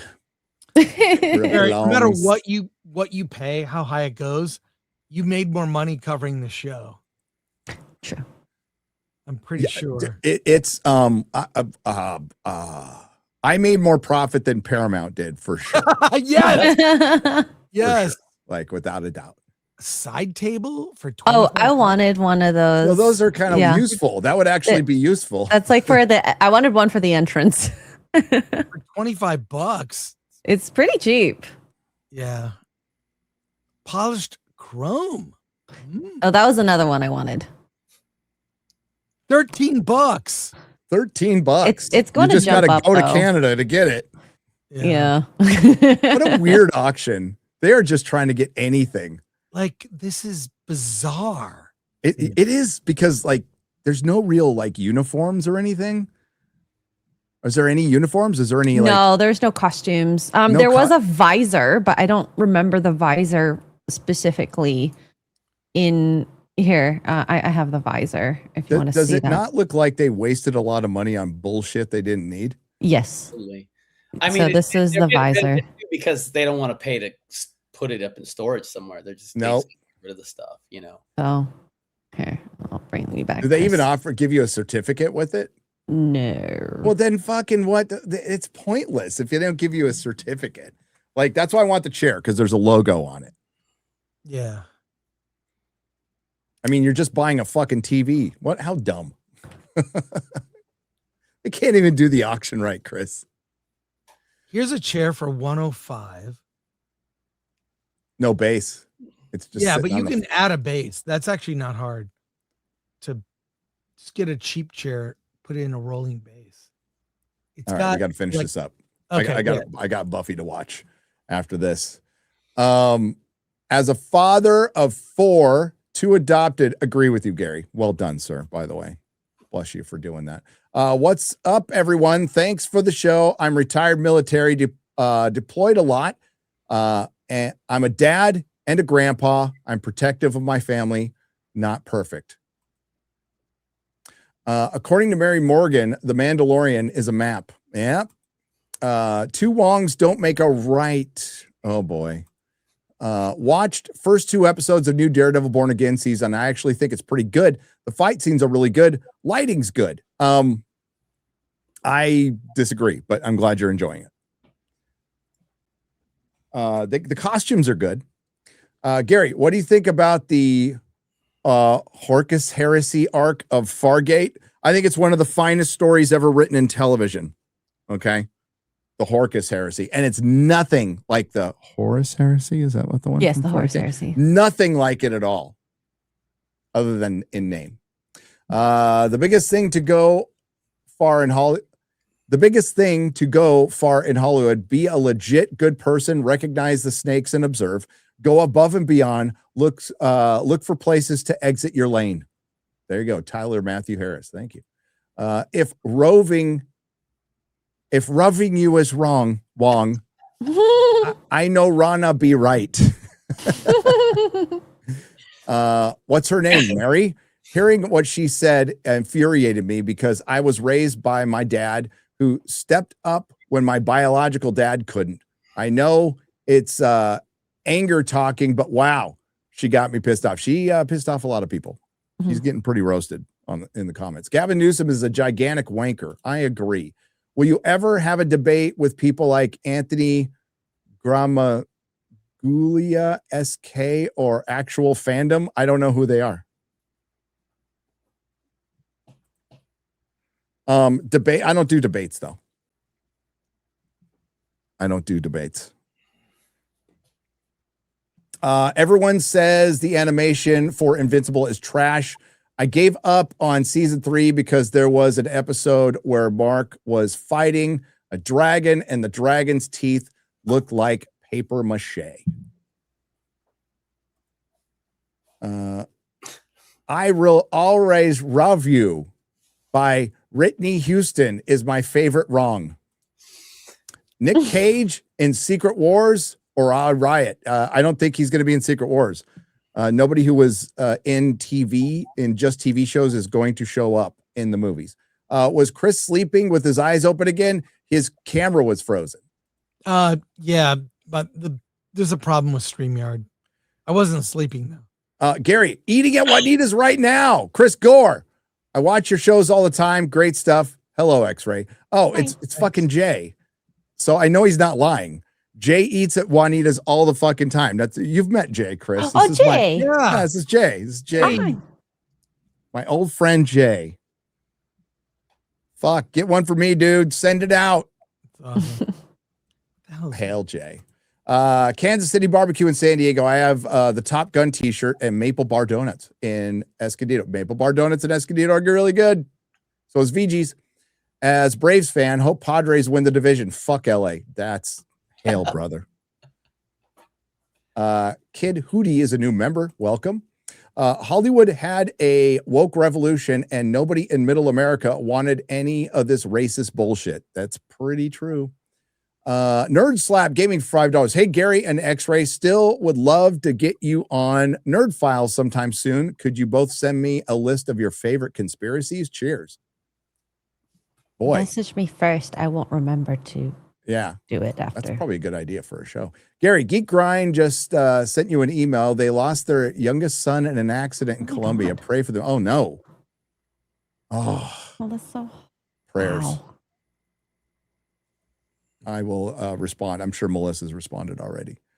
Chair fund. Oh, thank you. You did not need to do that. Thank you. We are going to get the chair. English Batchers. We're getting that chair. What X-ray what's showing is from Academy. The stuff I was talking about was from Discovery, which includes costumes. Oh, is there another one? They said you can sign up for more auction items. So that's okay. This is like the first lot. Okay, gotcha. Chris, the CinemaCon live stream was awesome. Next time, get Beak to stay. Tell him to get the press pass so he doesn't have to pay 14. Bro, it was $1,700. Dude, I tried to like when he tried. He did. It's not Chris's fault. It's mine. It's 100% mine. I will force you to sign up. Then you decide if you want to go, but you'll have the pass waiting. Yeah. Because I'll sign up next year. There were you should be there, Gary. You should be there. There's a way to cover it. I'll be there. Okay. Well, maybe we can.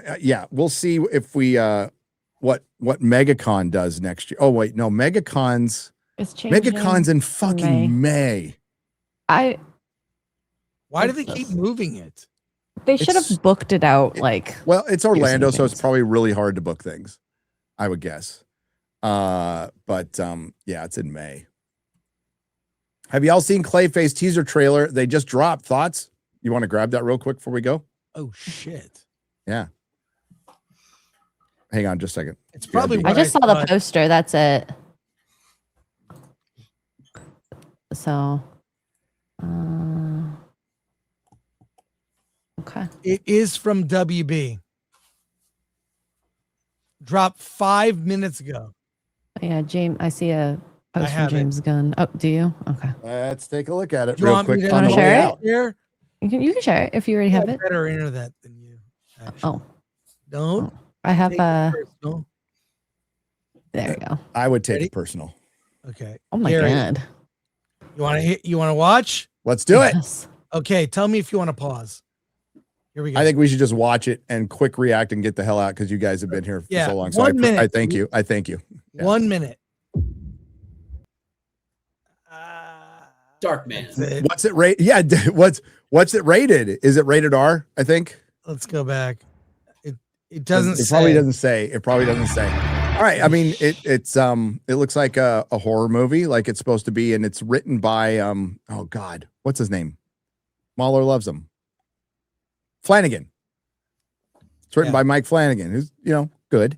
Body horror. That's what it is. That's what we saw at CinemaCon.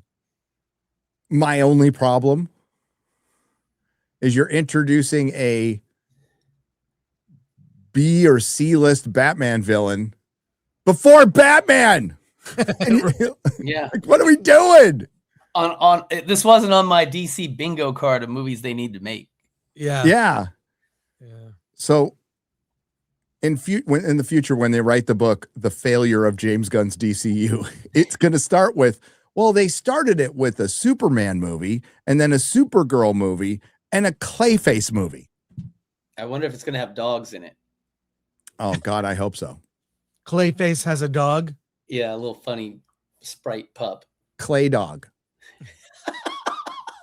They do Clayhound. Well, DC went through a thing. They did do a thing where every superhero had a fucking dog for a while. So I mean, like Clayhound. I like that. Clayhound.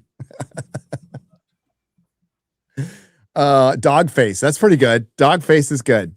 Chat. Okay, guys, thank you for staying super long today. I appreciate you guys. Thanks. What do you got coming up, X-Ray Girl? Playing Pragmata tonight. Let's see what that's about, and then Poor Choices. Yeah, and that's it. Chris. Hollywood on the Rocks in 53 minutes with Alan Ing the Merciless. We love Alan. Yeah. We love Alan. He's a good dude.